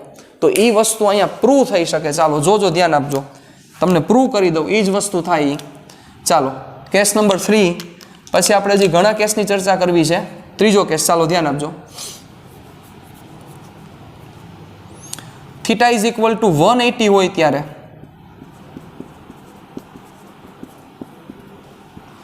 ચાલો થીટા ઇઝ ઇક્વલ ટુ 180 હોય ત્યારે શું થશે? આ વેક્ટર એ છે અને આ વેક્ટર બી છે, તો વિચારો આનો પરિણામી સદિશ થાય શું? થોડીક ઈ કલ્પના કરો, આનો પરિણામી સદિશ શું થશે? તો સિમ્પલ વસ્તુ છે, પહેલાના શીર્ષ ઉપર બીજાની પૂછ તમારે મૂકવાની છે. અહીંયા પેરેલેલોગ્રામ હું નથી ડ્રો કરતો. ચાલો તો વિચારો આમ થાય. તો પહેલાની પૂછ અને બીજાનું શીર્ષ જોઈન કરો એટલે આવડો જ વેક્ટર થાય. લાઇટ થઈ હવે? આ રિઝલ્ટન્ટ થયો અને આ રિઝલ્ટન્ટની વેલ્યુ કેટલી થાય? તો કે આ રિઝલ્ટન્ટની વેલ્યુ થાય મોડ a માઇનસ બી થાય, એટલે mod r is equal to a minus B થવું જોઈએ સાહેબ. આટલી કિંમત થાય ખાલી. અને ઓબ્વિયસ આ રિઝલ્ટન્ટ નાનો આ દિશામાં એટલે આવ્યો કારણ કે એ મોટો હતો, તમે સમજી શકો છો. 4ની કિંમત આમ છે, 3થી મને આમ ખેંચે છે, તો નેટ કેટલું આવે? 1. કઈ દિશામાં? તો કે આ દિશામાં આવે. રેડી? એ વસ્તુ આ છે. હાલો પ્રૂવ કરી દો તમને શું થશે. ચાલો જોજો, ફોર્મ્યુલા ઉપર આવી જાઓ પાછા. Mode r is equal two શું થાય? અહીંયા આવશે cos 180. એક જ ફોર્મ્યુલા, કોઈ બીજું ફોર્મ્યુલા જ નથી, cos 180. ચાલો cos 180ની કિંમત શું થાય? cos 180 કેવો હોય? -1 હોય સાહેબ. -1 એટલે અહીંયા સ્ટેપ શું બનશે જોજો. Mod r is equal to under root a square plus B square minus 2ab is equal to under root a minus બીનો સ્ક્વેર. એટલે મૂલ્ય ગોતવા જાઓ તમે તો મોડ a માઇનસ બી થાય. બરાબર? મોડ એટલે કારણ કે મૂલ્ય આપણે ધન લઈએ છીએ એટલે a માઇનસ બી થાય. જો મોડ a માઇનસ બી અને માઇનસ આવતો હોય તોય ધન આવે. બરાબર? મોડ r એટલે is equal to a minus B. ચલો આ રહ્યું, અહીંયા મોડ લઈ લો ને, વાંધો નહીં. તો આ એની વેલ્યુ થાય. તો વિચારો આની તાકાત કેટલી છે, આ વેક્ટરના ડિસ્કશનની તાકાત કેટલી છે, કે વેક્ટરની શું ઇમ્પોર્ટન્સ છે. ચાલો જોજો, આ ડિટેલમાં હજી એક વસ્તુ તમને સમજાવું તો તમને ખ્યાલ આવે કે તમારી આગળ 4 ન્યૂટન અને તમારા આગળ 3 ન્યૂટનના બે ફોર્સ છે. યુ હેવ 2 ફોર્સિસ, 4 ન્યૂટન અને 3 ન્યૂટનના, બરોબર? બે ફોર્સ છે તમારી પાસે. તો એ બે ફોર્સની મદદથી તમે મેક્સિમમ 7 ન્યૂટનનું બળ ક્રિએટ કરી શકો. કેટલા ન્યૂટનનું બળ? 7 ન્યૂટનનું. મૂલ્યમાં ચર્ચા કરું છું. 7 ન્યૂટનનું બળ ક્રિએટ કરી શકો. અને મિનિમમ તમે કેટલું ક્રિએટ કરી શકો? કેટલું ક્રિએટ કરી શકો? યસ, તમે ક્રિએટ કરી શકો 1 ન્યૂટનનું. મતલબ કે 4 ન્યૂટન અને 3 ન્યૂટનના બે બળ છે, તો એ બે બળનો સરવાળો જ કરવાનો છે. પણ એ કેવી રીતે સદિશો રહેલા છે એ પ્રમાણે એની કિંમત આવે છે, એ પ્રમાણે એની રિઝલ્ટન્ટ મળે છે, એ પ્રમાણે એનો જવાબ મળે છે. છે ને? ઇન્ટરેસ્ટિંગ છે ને આખી વસ્તુ. એક 4 ન્યૂટન આમ છે, એક 3 ન્યૂટન આમ છે, તો એક જ મળ્યો. પણ એ જ 3 ન્યૂટન ટ્રાન્સફર કરીને આ બાજુ લઈ લ્યો તો 7 ન્યૂટન થઈ ગયા. હવે એ જ 4 ન્યૂટન અને 3 ન્યૂટન તમે 90 એંગલે લ્યો તો તમને 5 ન્યૂટન જ મળે સાહેબ. તો થોડુંક તમે કલ્પના કરો, થોડુંક લોજિક ડેવલપ કરો તમારું. મારે જે તમને સમજાવવા માંગવું, મારે તમને જે સમજાવવું છે, તમે જોયું કે મેક્સિમમ વેક્ટર આવડો મળ્યો, આ મેક્સિમમ વેક્ટર, મિનિમમ વેક્ટર આવડો મળ્યો. એ વચ્ચેની ઇન્ટરમીડિયેટ સ્ટેટ આ છે. ઇન્ટરમીડિયેટ સ્ટેટ એટલે વચ્ચેની પરિસ્થિતિ આ છે. તો આનો મિનિંગ એવો થાય કે જ્યારે બે વેક્ટર, એ બે વેક્ટર વચ્ચેનો એંગલ 0 હોય ત્યારે રિઝલ્ટન્ટ મેક્સિમમ મળે. બે વેક્ટર વચ્ચેનો એંગલ 0 હોય ત્યારે રિઝલ્ટન્ટ મેક્સિમમ મળે સાહેબ. એ બે વચ્ચે એંગલ આવવાનું ચાલુ થાય એટલે રિઝલ્ટન્ટ ઘટતો 180 આવે ત્યારે રિઝલ્ટન્ટ સૌથી ઓછો થાય. તો તમને કોઈ એવું પૂછે, સમજજો મારી વાત બરોબર રીતે, તમને કોઈ એવું પૂછે કે શું આ પરિણામી સદિશની કિંમત 6 આવવાની ક્યાંય શક્યતા છે? 6 આવી શકે એવી શક્યતા છે? વિચારો જો 6 આવી શકે એવી શક્યતા છે. શું તમે રિપ્લે આપશો? ચાલો, તમારો રિપ્લે શું હશે? 6 આવવાની કોઈ શક્યતા છે? તમને એવો પ્રશ્ન પૂછે, તમે શું કહેશો? તમે એમ કહેશો કે ના 6 આવવાની શક્યતા નથી? વિચારો દે થોડુંક, ચાલો થોડુંક લોજિકથી વર્કિંગ કરજો. 6 આવવાની કોઈ શક્યતા છે? યસ, 6 આવવાની શક્યતા છે. વેક્ટર વચ્ચેનો એંગલ 90 નહીં, 0 નો એંગલ હતો ત્યારે 7 આવ્યા, 90 નો એંગલ થયો ત્યારે 5 આવ્યો, તો વચ્ચે 6 આવે જ ને. એટલે 0 થી 90 ગયા તો 5 થઈ ગયા, 7 માંથી 5 થઈ ગયા, તો તો વચ્ચે ક્યાંક 6 આવવાની શક્યતા છે અને છે જ. તમને કોઈ એવું કહે, સમજો કે શું આ વેક્ટર આ રિઝલ્ટન્ટ વેક્ટર જે મેળવ્યો છે, આ રિઝલ્ટન્ટ વેક્ટરની વેલ્યુ 2 આવી શકે? વિચારો જોઈ. આવી શકે? મીન્સ કે એ અને બી ને 4 ન્યૂટન ને 3 ન્યૂટન ને જ તમારે ભેગા કરવાના છે. 4 ન્યૂટન ને 3 ન્યૂટન નો જ તમારે સરવાળો કરવાનો છે. તો શું આન્સર 2 આવી શકે? જોવો, અહીંયા 4 ન્યૂટન અને 3 ન્યૂટન નો જ મેં સરવાળો કર્યો છે, પણ અહીંયા આન્સર 1 આવ્યો. કેટલો આન્સર આવશે? 1 આવશે ને? વિચારો. Is equal two mod 4 - 3 is equal two 1. Answer 1 આવ્યો. તો એનો મિનિંગ શું થયો કે 90 ના એંગલે આન્સર 5 હતો, 180 ના એંગલે આન્સર 1 થઈ ગયો. મતલબ 5 માંથી 1 ક્યારે થયો? 90 થી એંગલ 180 થયો ત્યારે. તો 5 માંથી ઘટતા 4, 4 માંથી 3, 3 માંથી 2, 2 માંથી 1 ત્યારે 1 થયો છે. એટલે 90 થી ઘટતા 180 થયો ત્યારે એની વેલ્યુ 1 આવી. વિચારો. તો આ વસ્તુ શું રિપ્રેઝન્ટ કરવા માંગે છે? શું તમને કહેવા માંગે છે કે સાહેબ બે વેક્ટર 4 અને 3, બે વેક્ટર છે 4 અને 3, ઈ બેયને તમે ભેગા કરો, ઈ બેયને તમે ભેગા કરો તો સાહેબ ઈ બેયને તમે ભેગા કરો તો મેક્સિમમ કિંમત 7 આવી શકે. કેટલી કિંમત આવી શકે? મેક્સિમમ કિંમત 7. મિનિમમ કિંમત આવી શકે 1. 4 અને 3 છે એટલે હું બોલું છું 7 અને 1. ઈ બેયની વચ્ચેની કોઈ પણ કિંમત લાગુ પડે. ઈ બે વચ્ચેની કોઈ પણ કિંમત લાગુ પડે. કેવી રીતે? તમે એમ કહો કે 2 તો પોસિબલ છે, તમે એમ કહો કે 5 પોસિબલ છે, તમે એમ કહો 6 પોસિબલ છે, પણ તમે એમ કહો 0.5 શક્ય નથી, તમે એમ કહો કે 0 ન્યૂટન શક્ય નથી. 0 ન્યૂટન શક્ય થાય? વિચારો તો. તમારા આગળ 4 ન્યૂટન છે, 3 ન્યૂટન છે, તમે ઊંધામાં જ થાવ તો 0 ન થાય. કેટલાક સ્ટુડન્ટ એવું સમજતા હશે કે સર આ 180 નો એંગલ થયો ને, એંગલ વધારો. એંગલ વધારી તો કાંઈ ફેરફાર ન પડે બેટા. જે રિઝલ્ટન્ટ વેક્ટરની વેલ્યુ છે એ રિઝલ્ટન્ટ વેક્ટરની વેલ્યુ પાછી વધવાની ચાલુ થાય. જેમ કે તમને એમ થતું હોય હું 270 લઈ જાઉં, ચાલો 270 લઈ જાઓ તો 270 વેક્ટર લઈ જાઓ તો બચ્ચા આ જ બી નીચે આવી જાય, 90 નો એંગલ નીચે થઈ જાય, આ બાજુ આવી જાય. વિચારો, આ 270 ના એંગલે આ એક્ઝેક્ટ બી નીચે વયો જશે, આ એક્ઝેક્ટ બી નીચે જાય અને આ 90 નો એંગલ થઈ જાય એટલે વળી પાછી 5 જ કિંમત આવે. એટલે શું થયું બચ્ચાઓ? 180 જ્યારે બે વેક્ટર વચ્ચેનો એંગલ 180 હોય ત્યારે ઈ બે વેક્ટરનો રિઝલ્ટન્ટ મિનિમમ આવે. એના સિવાયની કોઈ પણ કિંમત માટે ઈ મિનિમમ ઓછામાં ઓછા કરતા વધારે જ હોય, ઓછામાં ઓછા કરતા વધારે જ હોય. અહીંથી તમે જેમ આમ લેતા જાઓ, જેમ અહીંથી તમે આમ ટ્રાન્સફર કરતા જાઓ તો તમે સમજી શકો જેમ આમ ટ્રાન્સફર કરતા જાઓ એમાં રિઝલ્ટન્ટ શું થતું જાય તો કે મોટો થતો જાય બચાવ. પાછો 90 લઈ લ્યો એટલે રિઝલ્ટન્ટ વેક્ટર કેવો થઈ જાય તો કે મોટો થઈ જાય. અને વળી પાછો 270 થી પાછો આમ લઈ લ્યો, 0 થઈ ગયો, વળી પાછો આવી ગયો. મતલબ 0 થી 180 માં જ ફેરફાર થાય. 180 થી 360 બે એક હરખી વસ્તુ છે સાહેબ. 180 થી 360 એક હરખી વસ્તુ છે, કાંઈ ફેરફાર નહીં થાય. કારણ કે તમે અહીંયા પણ જોઈ શકો છો ને, અહીંયા 1 થી 0 થયો અને 0 થી -1 થયો કોસ. હવે જોવો અહીંયા ઊંધું થયું, -1 થી 0 થયો એટલે આ જ ક્વાડ્રન્ટ છે અહીંયા આવ્યું, જોવો ઊંધું આવ્યું, કાંઈ ફેર નથી. અહીંયા 0 થી -1 થયો તો અહીંયા -1 થી 0 થયો એટલે અમુકની વેલ્યુ શું થાય છે? કોસની વધતી જાય છે કિંમત. વિચારો શું કામ? કોસ હતો -1 થઈ ગયો 0 એટલે કોસની કિંમત વધે છે. આ વસ્તુ ખબર હોવી જોઈએ, ઓલેસ્ટીસી આવડતા હોવો જોઈએ તો જ ભેગું થશે, બાકી નહીં થાય. બરોબર? નકર આ લેક્ચર પહેલા તમે એ વસ્તુ જોઈને બેસજો, નકર નહીં આવડે, કઈ સમજાશે જ નહીં હું બોલું છું, કઈ ભાષામાં વાત કરું છું. બરોબર? અહીંયા થયું. હવે વિચારો 0 થી પાછો 1 થયો એટલે આ ક્વાડ્રન્ટમાં એની કિંમત શું થાય છે? પાછી વધે છે. જુઓ એનો મતલબ કે અહીંયા તો કે મેક્સિમમ છે. એનો મિનિંગ કે જ્યારે બે વેક્ટર એક દિશામાં છે ત્યારે મેક્સિમમ છે, કારણ કે કોસ ઉપર આધારિત છે. જો કોસ છે, કોસાઇન રૂલ. હવે જેમ એંગલ 90 બાજુ જતો જશે એમ કિંમત ઘટતી જશે, ઘટી. એના કરતાં 180 બાજુ જતો જશે કિંમત વધારે ઘટશે.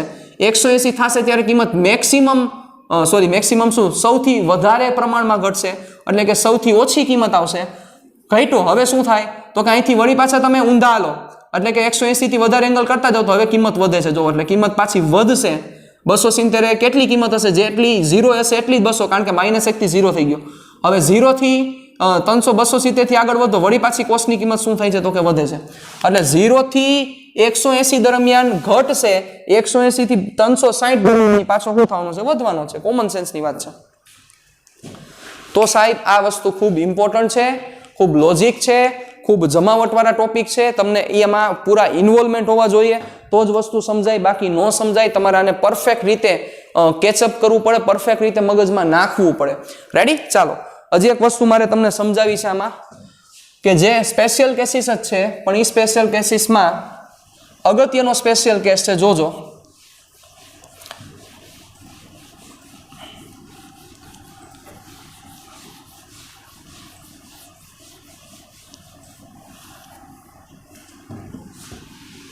કારણ કે તમે MCQ સોલ્વ કરશો ત્યારે તમને એવો પ્રશ્ન પૂછશે કે 4 અને 3 ન્યૂટન ભેગા થઈને શું 6 ન્યૂટન આપી શકે?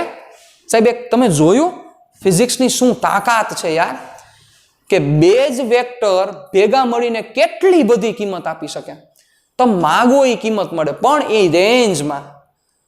જેમ કે જો હવે અહીંયા હું ચર્ચા કરું છું 4. ચાલો અહીંયા હું પહેલા ઓલા બે ફોર્મ્યુલા લખી નાખું. Mode R is equal to under route a² + b² + 2ab cos θ, કે જેનું મારે મેક્સિમમ કામ કરવાનું છે, અને આલ્ફા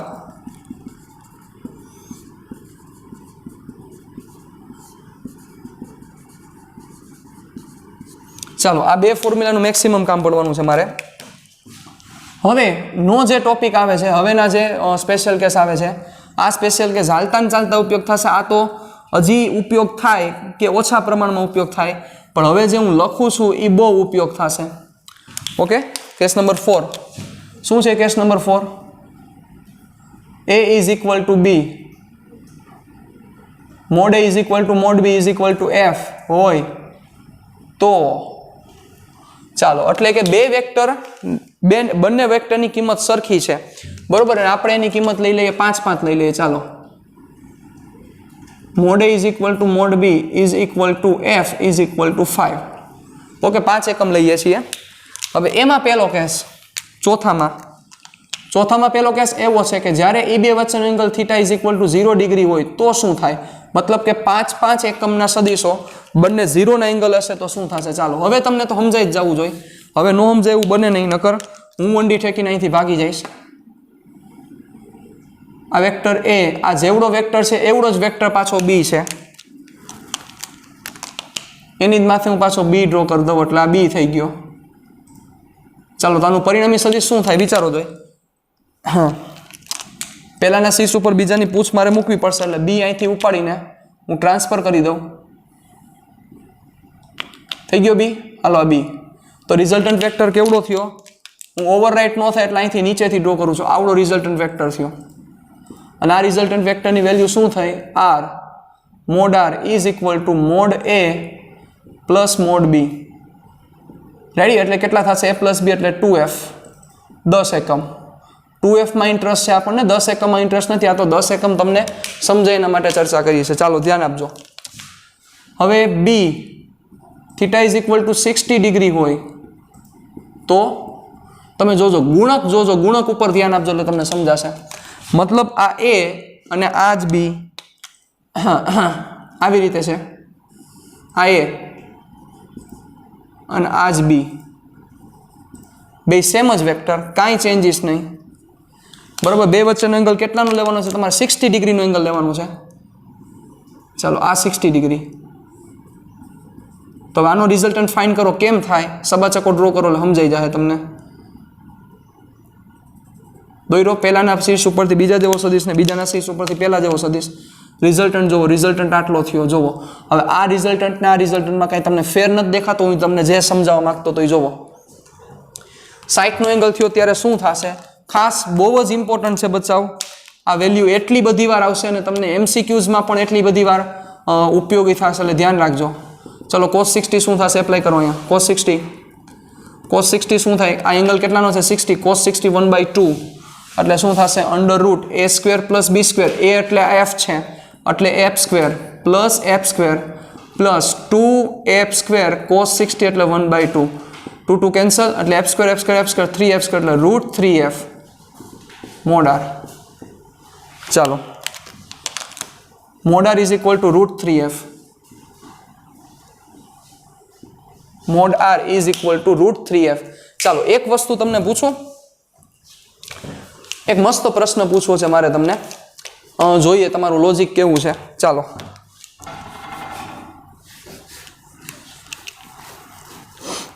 છે ને એ એક બહુ પ્રેક્ટિકલ પ્રશ્ન છે. ચલો એક વેક્ટર આવડો છે અને એક વેક્ટર આવડો છે, આ વેક્ટર એ અને આ વેક્ટર બી, બરોબર. જોજો મારે તમને એક વસ્તુ સમજાવી છે એટલે હું કરું છું. બીજા કેસમાં એક વેક્ટર આવડો છે અને બીજો વેક્ટર આવડો છે. તો હવે પ્રેક્ટિકલ મને પ્રશ્નનો આન્સર આપજો. પ્રેક્ટિકલ આમ તમે લોજિકલી વિચારજો, પછી ડ્રો કરીને પ્રૂવ કરી શકાય બધી વસ્તુ છે જ, એમાં કોઈ મોટી મેટર નથી. પણ મારે તમને એ સમજાવવું છે, ધ્યાન આપજો કે આ રિઝલ્ટન્ટ વેક્ટર એ, આ રિઝલ્ટન્ટ વેક્ટર બી, સોરી વેક્ટર એ, આ વેક્ટર બી, એ વેક્ટરની કિંમત બહુ મોટી છે, બી વેક્ટરની કિંમત ઓછી છે. તો રિઝલ્ટન્ટ જે વેક્ટર મળે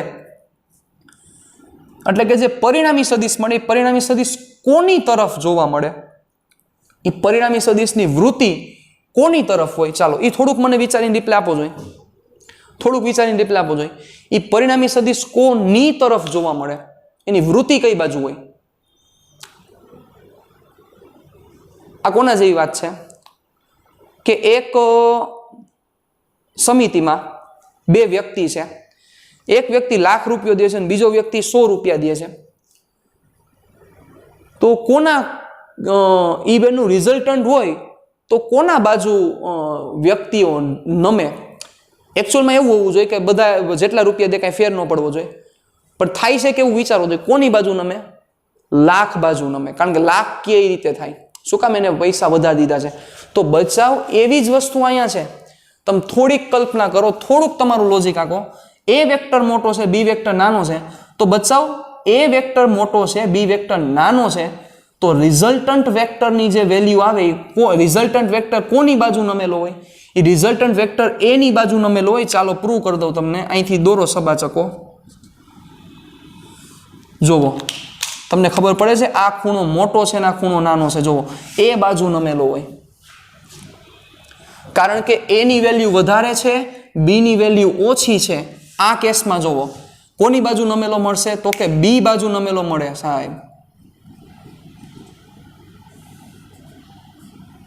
આ વેલ્યુ જોવો, આ એંગલ જોવો ને આ એંગલ જોવો, એટલે આ પ્રકારના પણ એમસીક્યુ મળશે. પણ બચાવ બંને સરખા હોય તો, બંને સરખા હોય તો રિઝલ્ટન્ટ એક્ઝેક્ટ મિડલમાં મળે સાહેબ.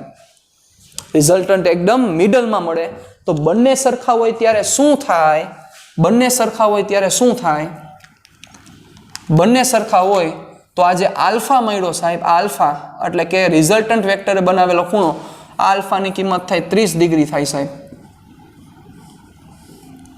ચાલો હવે હું પ્યોર ફિઝિક્સમાં વયો જાઉં. પ્યોર જેને કહેવાય કે ફિઝિક્સ, પ્યોર ફિઝિક્સ જ છે, એના સિવાય કોઈ નવી વસ્તુ નથી.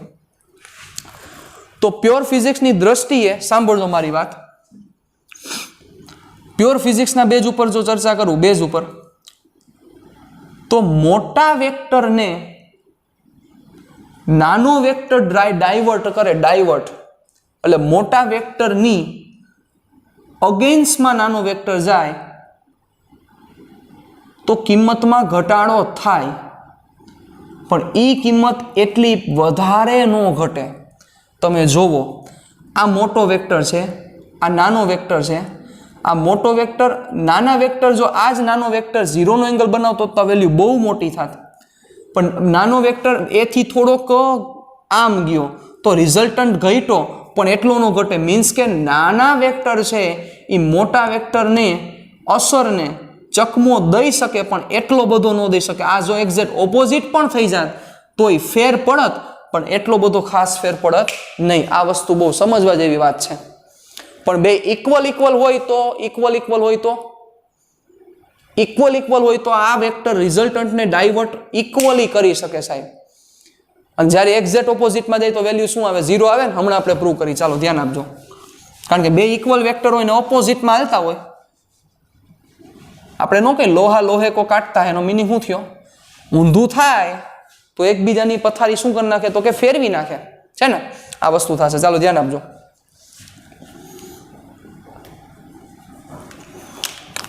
આજે એમાં ઘણા બધા કોન્સેપ્ટ છે, પણ તમે બધા લાઈવ મળશો ને ત્યારે હું તમને બહુ ડિટેલમાં ડિસ્કશન કરીશ.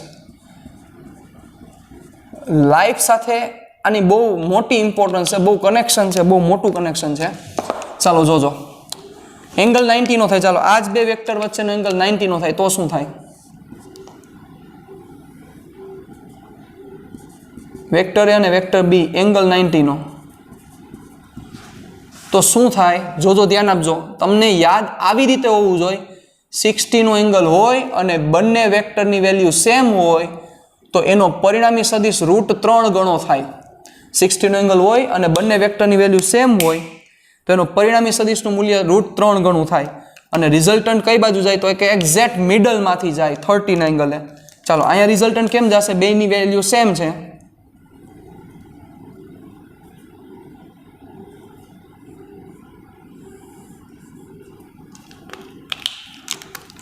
તો કેટલો થાય 45. એટલે બંને સાથે બનતો એંગલ કેવો થાય 45 થાય. બરોબર. ચાલો તો અહીંયા આલ્ફાની જે કિંમત મળશે, આલ્ફાની કિંમત મળશે 45 ડિગ્રી. ચાલો એનો રિઝલ્ટન્ટ શું થશે, mod R is equal to under root, હાલો જોજો, cos 90 0 થઈ જશે, ઉડાડ નાખો, f² પ્લસ f², એટલે √2f, that is correct answer. એટલે આ વસ્તુ આમ તમને યાદ રહેવી જોઈએ કે 90 નો એંગલ થાય અને બે વેક્ટરની વેલ્યુ સેમ હોય તો એનો રિઝલ્ટન્ટ આન્સર √2 ગણો થાય. કેટલા ગણો થાય, √2 ગણો. D theta is equal two 120 degree હોય ત્યારે હું જે બહુ ઇમ્પોર્ટન્ટ છે ને એ બધી વસ્તુ લખાવું છું. બધી વસ્તુ તમને હું રિપ્રેઝન્ટ નહીં કરું, જેટલા એંગલ ઇમ્પોર્ટન્ટ છે, 0 ઇમ્પોર્ટન્ટ છે, 0 તો આવડી જાય, 60, 90 અને 120 બહુ ઇમ્પોર્ટન્ટ છે. ચાલો 120 નો એંગલ હોય તો શું થાય, વેક્ટર એ અને આ વેક્ટર બી. બરોબર. તો આનો રિઝલ્ટન્ટ કેમ થશે વિચારો જોઈએ. આના ઉપરથી તમે પહેલા જેવો ડ્રો કરશો, થાય રિઝલ્ટન્ટ કેટલાનો એંગલ બનાવે 60. આ એંગલ કેટલાનો બનશે 60.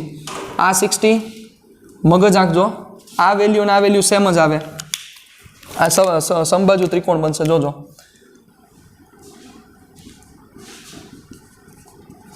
આલ્ફા બનશે 60 degree, mod R under root, ચાલો જોજો, a² એટલે f² b² એટલે f² પ્લસ 2f², a અને b એટલે f છે, cos 120. ચાલો cos 120 ની વેલ્યુ તમને ખબર હોવી જરૂરી છે, બહુ કામ લાગવાની છે. cos 120 અને sin 120.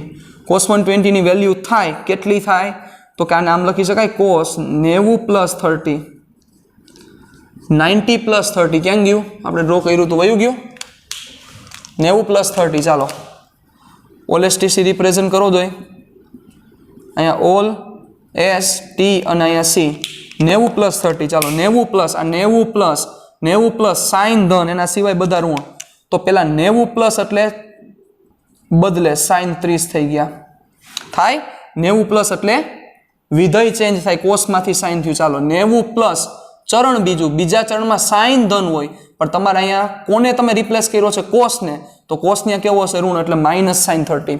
એટલે અહીંયા જે તમે સાઇન મૂકો છો ભૂલ ન થાય, અહીંયા તમે જે નિશાની મૂકો છો એ નિશાની તમે જે વિધેયને રિપ્લેસ કરો છો એની નિશાની હોય, આ સાઇનની નિશાની હોય, કારણ કે આનું રિપ્લેસમેન્ટ ગોતો છો તમે, આનું રિપ્લેસમેન્ટ છે. એટલે કોસ બીજા ચરણમાં કેવો હોય છે માઇનસ, એટલે તમારે માઇનસ મૂકવો પડે, એટલે માઇનસ સાઇન 30 યાદ રાખજો. cos 120 એટલે માઇનસ સાઇન 30. આવી જ રીતે sin 120 શું થશે,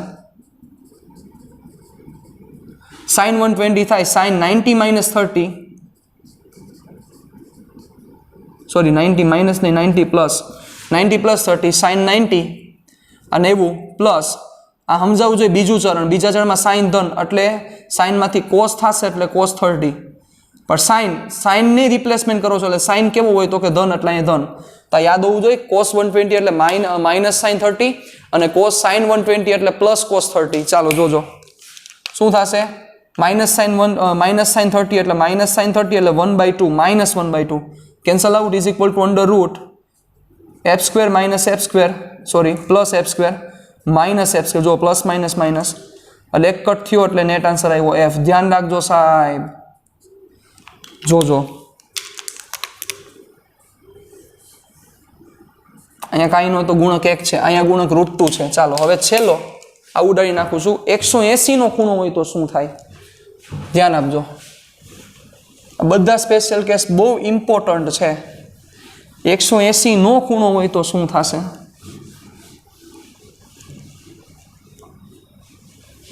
ચાલો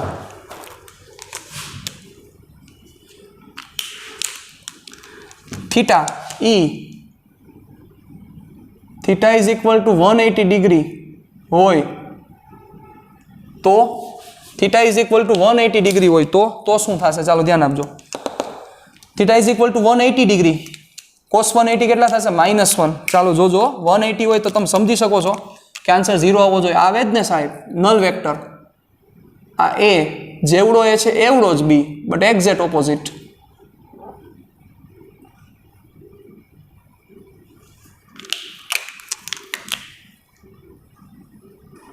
આનો આન્સર શું આવવો જોઈએ? a - b 0 થાય જ. મૂકો, વેલ્યુ મૂકો. ચાલો mod r is equal to √a² plus b² plus 2, sorry એની જગ્યાએ f લેવાનું છે ને આપણે. હાલો f² plus f² 2f² cos કેટલા? તો કે 180, કોસ 180 -1 એટલે f² sorry 2f² plus 2f² -1 ઉડાડી નાખો એટલે નલ વેક્ટર સાહેબ, રિઝલ્ટન્ટ વેક્ટર 0 થાય. તો 0 નો મિનિંગ એવો થાય, અને આવું લખી શકું. મારે એક વસ્તુ સમજાવી છે એટલે 0 × f. તમે જોયું સાહેબ, તમે જોયું બે જ વેક્ટર, ઈ જ બે વેક્ટર કેવી રીતે ભેગા થાય છે એ પ્રમાણેની વેલ્યુ આવે. જુઓ, ઈ જ બે વેક્ટર 0 ના એંગલે હોય, 0 ના એંગલે હશે તો ડબલ થયા. જુઓ, 2 ગણા થયા. ઈ વેક્ટર જ્યારે થોડોક 60 નો એંગલ બનાવે તો √3 એટલે ઘટ્યું 1.73 થાય. હતું 2, એમાંથી 1.73. બે જ વેક્ટર છે, ઈ જ્યારે 90 એંગલ થાય તો √2 એટલે 1.41. એના કરતાં પણ એની વેલ્યુ ઘટી, રિઝલ્ટન્ટ. અને જ્યારે અગેન્સ્ટમાં ગયા 180 નો ખૂણો થયો ત્યારે ઈ ખાલી એકલો 1 ગણો થયો, એ બે ભેગા મળીને 1 ગણા થયા.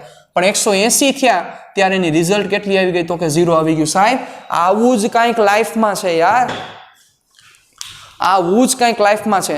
તમે મિત્રો તમારા એવા બનાવો કે ઈ મિત્રો તમારા ગોલ તરફ, તમારા વેક્ટરને, ઈ વેક્ટરને મોટો કરે, એ તમને ઓપોઝ કરે એવા મિત્રો ન બનાવો બચાવ. કારણ કે તમારી જે તાકાત છે એવો જ તમારો તાકાતવાળો મિત્ર હોય, પણ બચાવ ઈ જ બંને જો એક જ દિશામાં વર્ક કરે તો શું થાય? ઈ જ બંને જો એક જ દિશામાં વર્ક કરે તો વેલ્યુ, રિઝલ્ટ ડબલ મળે. પણ ઈ જ જ્યારે એકબીજાથી ઓપોઝિટ થઈ જાય તો એની વેલ્યુ 0 થઈ જાય. સાહેબ તમે મગજ આંકો, હું તમને શું સમજાવવા માંગુ છું યાર. આ જ વસ્તુ આવી જ વસ્તુ હતી સાહેબ આઇન્સ્ટાઈન અને મિલેવા મારીચ. આખી હું તમને વાર્તા કહેત, તમે મારી સામે રિપ્રેઝન્ટ હોત તો. પણ થોડુંક ટૂંકમાં કહું તો કે આઇન્સ્ટાઈન અને મિલેવા મારીચ આઇન્સ્ટાઈનના પત્ની, પહેલા પત્ની. સાહેબ મિલેવા મારીચ એટલે એવું તાકાતવાળું વ્યક્તિત્વ, એવી તાકાતવાળી વ્યક્તિ કે જેને તમે એવું સમજી શકો કે ઝ્યુરિકની એક યુનિવર્સિટી હતી, ઝ્યુરિકની. એ યુનિવર્સિટીમાં બધા બોયઝ જ માત્ર ને માત્ર એક ગર્લ સાહેબ, ઈ મિલેવા મારીચ. બધા બોયઝ જ એક જ ગર્લને એડમિશન મળેલું ને ઈ ગર્લ એવી તાકાતવાળી સાહેબ, પ્રોફેસરને ચાલુ લેક્ચરે નીતરાવી દે સાહેબ, પરસેવો પાડી દે ચાલુ લેક્ચરે. એવી તાકાતવાળી વ્યક્તિ. કારણ કે આઇન્સ્ટાઈન અને મિલેવા, તમે જોવો ને તો આઇન્સ્ટાઈન ઈ બેચના સદસ્ય, આઇન્સ્ટાઈન ઈ બેચ એટલે તમે સમજો ને પાડી, ઈ એના સદસ્ય આઇન્સ્ટાઈન હતા. એમાં મિલેવા મારીચ એન્ટર થયા. મિલેવા મારીચનો એક પગ છે થોડોક ડિસઓર્ડર જેવું હતું, બરાબર, ફિઝિકલી ડિસઓર્ડર હતા, એટલે થોડુંક હાલવામાં પ્રોબ્લેમ થતો એને. પણ ઈ મિલેવા મારીચની જે તાકાત હતી સાહેબ, તમે આમ એની કલ્પના ન કરી શકો એવા ઈ ખેલાડી હતા, તાકાતવાળા. આઇન્સ્ટાઈન કરતા એનું મગજ બહુ સારું હતું સાહેબ, for your kind information. Einstein કરતા એનું મગજ બહુ સારું હતું. હવે ઈ લોકો એવું જ હતા કે પ્રેક્ટિકલ ફિઝિક્સમાં માનવાવાળા વ્યક્તિ હતા. જૂના જમાનામાં ચર્ચા કરીને તો જૂના જમાનામાં એટલે આજે હું ડિસ્કશન કરી રહ્યો છું એ ડિસ્કશન છે 1919ની સાલની આસપાસની આ ચર્ચા છે. 1900ની સાલની આસપાસની આ ડિસ્કશન છે, કારણ કે 1879માં તો આઇન્સ્ટાઈનનો જન્મ થયો. તો એ સમયે થિયરિટિકલ ફિઝિક્સ ઉપર બહુ બધા ભાર મૂકતા હતા. થિયરિટિકલ ફિઝિક્સ એટલે શું કે આમાં આનો નિયમ આમ જ થાય, આનો નિયમ આમ જ થાય, આનો નિયમ આમ જ થાય. તમે એમાં પ્રશ્ન પૂછો કે આવું શું કામ થાય, તમે આવું શું કામ કહેવા માંગો છો, એવું જરૂરી શું છે કે શું કામ આવું થાય, તો એ બધા વંડી ઠેકી જાય પ્રોફેસર, અથવા બહુ ખારા થઈ જાય. એવા તાકાતવાળા બધા પ્રોફેસરે એવી તાકાતવાળા હતા, એમ નહીં જેવા તેવા પ્રોફેસર નહોતા. પણ એ સેન્સમાં પ્રેક્ટિકલી ફિઝિક્સનો જે હું તમને કહું છું કે જે ઇમેજિનેશનનો જે દોર છે, ઇમેજિનેશનનો દોર ઓછો હતો પણ ઓછો હતો. એટલે એમાં મિલેવા મારીચ અને આઇન્સ્ટાઈન વચ્ચે મિલેવા અને પ્રોફેસર વચ્ચે બહુ ડખા થાય. મિલેવા ભાવે નહોતા દેતા આઇન્સ્ટાઈને. હું બહુ સ્પષ્ટ શબ્દ બોલું છું. મિલેવા ભાવે નહોતા દેતા આઇન્સ્ટાઈન પાછળ ફરતા હતા, પાછળ ફિલ્ડિંગ ભરતા હતા, તમે એવું કહી શકો. પછી સમય જતા કહાની બહુ લાંબી છે આખી. સમય જતા બંને એકબીજાના સંપર્કમાં આવે છે, રિલેશનશિપમાં આવે છે. મિલેવાનું સપનું હતું સાહેબ આઇન્સ્ટાઈન, એટલે મિલેવાનું સપનું હતું સાયન્ટિસ્ટ બનવાનું. આઇન્સ્ટાઈનનું સપનું હતું સાયન્ટિસ્ટ બનવાનું. બંનેનું સાયન્ટિસ્ટ બનવાનું સપનું હતું. એ બંનેના વેક્ટર બહુ તાકાતવાળા હતા સાહેબ. અને રિલેશનશિપના સ્ટાર્ટિંગમાં આગળ વધતા એટલા એકબીજા સાથે પરોવાઈ ગયા. એ બંને એક જ દિશામાં વિચારવાનું ચાલુ કર્યું સાહેબ. બંને એક જ દિશામાં વિચારતા હતા અને એની જે ઇફેક્ટ આવી, મિલેવાનું જે મેથ્સ હતું સાહેબ, મિલેવાનું મેથ્સ એ આઇન્સ્ટાઈનનું એમ કહી શકાય કે આઇન્સ્ટાઈનનું કાંઈ ન કહેવાય એવું મિલેવા મારીચનું મેથ્સ હતું. એવા મિલેવા મારીચ તાકાતવાળા હતા મેથ્સમાં. એનું મેથેમેટિક્સ એટલું તાકાતવાળું હતું. એટલે આઇન્સ્ટાઈનની જે પહેલી થિયરી આવી, તમને નહીં ખ્યાલ હોય, તમને તો કાંઈ માહિતી નહીં આના વિશે. આઇન્સ્ટાઈનની જે પહેલી થિયરી આવી, એ થિયરીમાં આઇન્સ્ટાઈને જે મેથેમેટિકલ ઇક્વેશન સોલ્વ કરવામાં પ્રોબ્લેમ થયો, મેથેમેટિકલ ઇક્વેશન સોલ્વ કરવામાં આઇન્સ્ટાઈને જે વાંધો પડ્યો, એ મિલેવાએ સોલ્વ કરીને દીધો સાહેબ. કારણ કે હાઈરે જ રહેતા. અને ફોરેનમાં તો એવું ન હોય, લગ્ન પછી ભેગા રહેવાનું એવું ન હોય, તમે સમજી શકો છો. એ હાઈરે જ રહેતા. અને એના પછી આઇન્સ્ટાઈન હલવાણા હતા. અને એ થિયરી એવી હતી કે વાયુ છે, વાયુ અણુ સ્વરૂપે આખું એનું બિહેવિયર છે, વાયુ અણુ સ્વરૂપે આખું વર્તન કરે છે. એટલે કે વાયુના અણુઓ જોવા મળે છે. ત્યારે એવો કોન્સેપ્ટ નહોતો, આઇન્સ્ટાઈને દીધેલો છે. તમે કહો ને આ વાયુના અણુ છે, આવું છે, આમ છે. બ્રાઉનિયન ગતિ વિશે ચર્ચા આઇન્સ્ટાઈને કરી આખી. હવે એ તમને નહીં ખબર પડે અત્યારે તો, બરોબર. તો એ ચર્ચામાં જે ઇક્વેશન સોલ્વ નહોતા થતા, એ મિલેવાએ કરીને દીધા. અને રિસર્ચ પેપર એને સબમિટ કર્યું. અપ્રુવલ આવ્યું કે નહીં, પરફેક્ટ છે, આમાં કાંઈ પ્રશ્ન નથી. આઇન્સ્ટાઈનના નામે પેટર્ન ક્લિયર થઈ. અને આઇન્સ્ટાઈનનું નામ લખીને આવ્યું અને મિલેવાએ જોયું. એટલે મિલેવાને ખટકો થયો કે કેમ આમ એમ, આઇન્સ્ટાઈનનું નામ શું કામ, મારું નામ શું કામ નહીં. કારણ કે તમે સમજી શકો ને સાહેબ, એ અભિમાન થોડુંક હોય, સાયન્ટિસ્ટ લેવલના દરજ્જાના માણસો હોય. તો કે મારું નામ શું કામ નહીં એમ. તો આઇન્સ્ટાઈન કે તું તારું નામ આવ્યું, મારું નામ આવ્યું, શું ફેર પડે એમાં, શું તું મૂંઝાઈ ગઈ. આવા બધા ડિસ્કશન થઈ. સમય જતા ઘણી બધી શોધ કરી સાહેબ. અને એ બધી શોધમાં આઇન્સ્ટાઈનની જે સ્ટાર્ટિંગની શોધ છે, એ બધી શોધમાં મિલેવાનો બહુ મોટો ફાળો છે. મિલેવા ન હોત તો આઇન્સ્ટાઈન આટલા આગળ વધી ન શક્યા. તેવા પણ મારે વર્ડ હું બોલી શકું એમાં, કે એક શબ્દ આગો પાછો નથી. પણ પ્રોબ્લેમ થયો એ બધા કેસ સુધીમાં, સાંભળજો, એ બધા કેસ સુધીમાં પ્રશ્ન થયો એ હતો એનું રિઝલ્ટન્ટ ઇફેક્ટ ડબલ આવતી હતી. પણ પ્રોબ્લેમ એક જગ્યાએ ચાલુ થયો જ્યારે આઇન્સ્ટાઈન અને મિલેવાને કુખે બાળકનો એક જન્મ થયો. બાળકનો જન્મ થયો એટલે મિલેવાને એના ઓલા બારોતિયાન કાઢવાન ખબર પડે ને તમને, એ કાઢવાને એવું બધું ન ગમે એને. એ કે મારું કાંઈ થોડું કામ છે, હું તો સાયન્ટિસ્ટ દરજ્જાની માણસ છું. માતા કહેવાય ને, માતાને તો કામ શું હોય, તો કે તમે સમજી શકો માતા બાળકનું સાર સંભાળ બહુ સારી રીતે રાખે. અને નાના હોય ત્યારે તો તમે સમજી શકો કે એ બધું માતાને કરવું પડે, પૈપાન કરાવે, બરોબર. તો કે એવું બધું મને ન ગમે. એ એના આઇન્સ્ટાઈનના નાનીને આપી દીધું, નાનીને કહી દીધું કે તમે આ બધું કરો. એટલે બાળક આવવાને લીધે મિલેવા અને આઇન્સ્ટાઈનના વચ્ચે પ્રોબ્લેમ ક્રિએટ થયા. અને પ્રોબ્લેમ એવા ક્રિએટ થયા, જેવા નકર તેવા ક્રિએટ થયા. એમાં મિલેવા ની લાઈફ આખી ફરી ગઈ, મિલેવા આખી 0 ઉપર વહી ગઈ. કે જે મિલેવા સાહેબ હું તમને એવું કહી શકું, એકેય શબ્દ આગો પાછો નથી, અત્યારે રૂવાણા ઊભા થઈ ગયા છે મારા, કે આઇન્સ્ટાઈન જો મિલેવાની લાઈફમાં ન હોત ને તો મિલેવા આઇન્સ્ટાઈન કરતા ઉપર હોત. એવા તાકાતવાળા વ્યક્તિ હતા મિલેવા. પણ ક્યાં પ્રોબ્લેમ છે તો કે મેન્ટેન ન થાય અને વેક્ટર ઓપોઝિટ જાય ત્યારે એની ઇફેક્ટ એ 0 ઇફેક્ટ એને 0 ન કરી શક્યા. એનું એકમાત્ર કારણ 0 ન કરી શક્યા કારણ કે આઇન્સ્ટાઈને પોતાનો વેક્ટર બહુ મોટો કરી નાખ્યો હતો. વેક્ટર મોટો કરી નાખ્યો હતો, એના કારણોસર આઇન્સ્ટાઈનનો ઇફેક્ટ 0 ન કરી શક્યા. સાહેબ તમારો ગોલ છે, તમને આ એક વસ્તુ ઉપરથી સમજાવું પછી આપણે આજના સેશનને પૂરો કરીએ.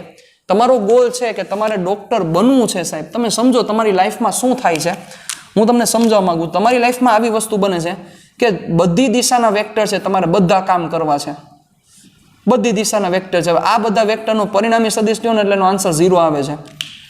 પણ તમારું લાઈફમાં ગોલ છે કે તમારે એન્જિનિયર કે ડોક્ટર કે કાંઈક બનવું છે, તો બચાવ આ વેક્ટરની વેલ્યુ એવડી મોટી કરી દો કે આ એકેય વેક્ટર તમને ડિસ્ટર્બ ન કરી શકે. કારણ કે તમે જોઈ શકો છો ઇક્વલ વેક્ટર્સ હશે ને જો ઓપોઝિટ જશે તો એંગલ 180 નો થાય ને વેલ્યુ 0 કરી દે સાહેબ. બરોબર, એટલે આ વેક્ટર તમારો આ જે વેક્ટર છે ડોક્ટર બનવાનો વેક્ટર, આ વેક્ટર એવડો મોટો કરી નાખો, ટેન્સ ટુ ઇન્ફિનિટી લઈ જાઓ, અનંત સુધીનો વેક્ટર કરી નાખો તો આને એકબીજા સાથે કોઈ કાંઈ હરી કરી જ ન શકે. તેવળ જ નથી સાહેબ કે કોઈ આની હરી કરી શકે. કારણ કે ઇન્ફિનિટી સુધીનું વેક્ટર હોય તો આવડા નાના વેક્ટર આવે તો આ નાના વેક્ટર કાંઈ ડાયવર્ટ ન કરી શકે, એની વેલ્યુ કાંઈ ન કરી શકે. સાહેબ તમારો ગોલ એવડો તાકાતવાળો બનાવો, હું એવું કહેવા માંગુ છું. મિત્રો બનાવો, મિત્રો એવા બનાવો તમે જોવો કે એ મિત્રો શું મારા ગોલ તરફ મારો વેક્ટરને એડ કરી શકે છે, એ શું મિત્ર મારા વેક્ટરમાં વધારો કરી શકે છે, એની તાકાત છે મારા મિત્રની. પણ એ જ મિત્ર જો ઊંધો મળે અને સાહેબ તમે ધ્યાન ન દો એટલે રિઝલ્ટન્ટ 0 જ આવે. સાહેબ તમારું મિત્ર ખરાબ મળ્યો, ખોટી સંગત થઈ, તમારી સારી સંગત સામે ખોટી સંગત, તમારું રિઝલ્ટ આન્સર 0 આવે સાહેબ. મતલબ તમારા ગોલ તરફના જે વેક્ટર છે એ વેક્ટર એવડા મોટા કરી દો કે એની વેલ્યુ 0 ન કરી શકવા જોઈએ સાહેબ કોઈ. કારણ કે અત્યારના કેસમાં તમારું માઇન્ડ આવું છે કે આ એક જ જગ્યા ઉપર આ બધી જગ્યાએ તમારે પિક્ચરે જોવું છે ને તમારે ભણવું છે ને તમારે ઓલું કરવું છે, આ કરવું છે, આ બધાનું રિઝલ્ટન્ટ અત્યારે 0 આવે છે. બીજી વસ્તુ એક એ હતી કે જ્યારે તમે ભણતા હતા ત્યારે આ વેક્ટર સફિશિયન્ટ હતો 10મા ધોરણની મહેનત કરવા માટે, પણ 11-12માં આ વેક્ટરની વેલ્યુ બહુ મોટી જોઈ છે સાહેબ. એટલે તમારા મગજમાં ટેન્ડન્સી આવી હોય કે યાર ચાલો 11-12માં હું આવી જેમ 10મામાં મહેનત કરી છે એ પ્રમાણે હું મહેનત કરી દઉં એટલે મારો આન્સર શું આવી જશે, તો કે મારું કામ થઈ જશે. નો થાય સાહેબ કોઈ દી. 11-12 વસ્તુ જુદી છે. 11-12 માટે આ વેક્ટર બહુ મોટો કરવો પડે. એટલે ખાસ વસ્તુ મગજમાં રાખજો. જે સ્ટુડન્ટ્સ ને ખોટો મગજમાં ફાંકો ભરાઈ ગયો હોય કે મારે તો 99 પીઆર આવી ગયા હતા, ઓલું થઈ ગયું હતું, બીજું થઈ ગયું હતું, યુ આર ઇક્વલ. 11થના સ્ટાર્ટિંગમાં તમે બધા ઇક્વલ છો, કાંઈ ફેર નથી. 60% વાળો કયો તોય ભલે અને 90% વાળો કયો તોય ભલે અને 95% વાળો કયો તોય ભલે, બધાય સેમ જ છે.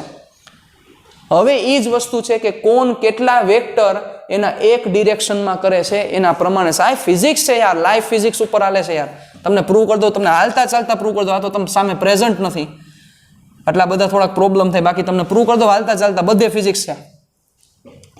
બરોબર, હવે આ 90% વાળો સ્ટુડન્ટનો વેક્ટર આવડો હોય, 60ના વેક્ટર શું હોય, 60% વાળો સપોઝ એનું મગજ થોડુંક ઓછું હાલે છે હું માની લ્યો, એના વેક્ટર આવા નાના હશે ને, નો પ્રોબ્લેમ. પણ જો એ જ 60 વાળો આ બધા વેક્ટરને એક જ દિશામાં ભેગા કરી દે તો આની રિઝલ્ટન્ટ ઇફેક્ટ બહુ મોટી આવી જાય સાહેબ, કે જે 90 વાળા ન આવે. એટલે આ વસ્તુ થાય છે કે જ્યારે તમે 11-12 સાયન્સમાં ડિસ્કશન કરો છો તો ત્યારે તમારા વેક્ટર્સ બહુ મોટા રાખવા પડે. બીજા બધા વેક્ટર્સ કે જે તમને ઓપોઝ કરે છે એ બધા એક દિશામાં જો થાય તો એની રિઝલ્ટ તમને કેવું મળશે, મોટું મળશે. તો ધ્યાન રાખવું પડશે. Ready? Tata by Siya, Phir મિલેંગે ચલતે ચલતે. Next time મળશું ત્યારે આગળ ડિટેલમાં ડિસ્કશન કરશું હજી.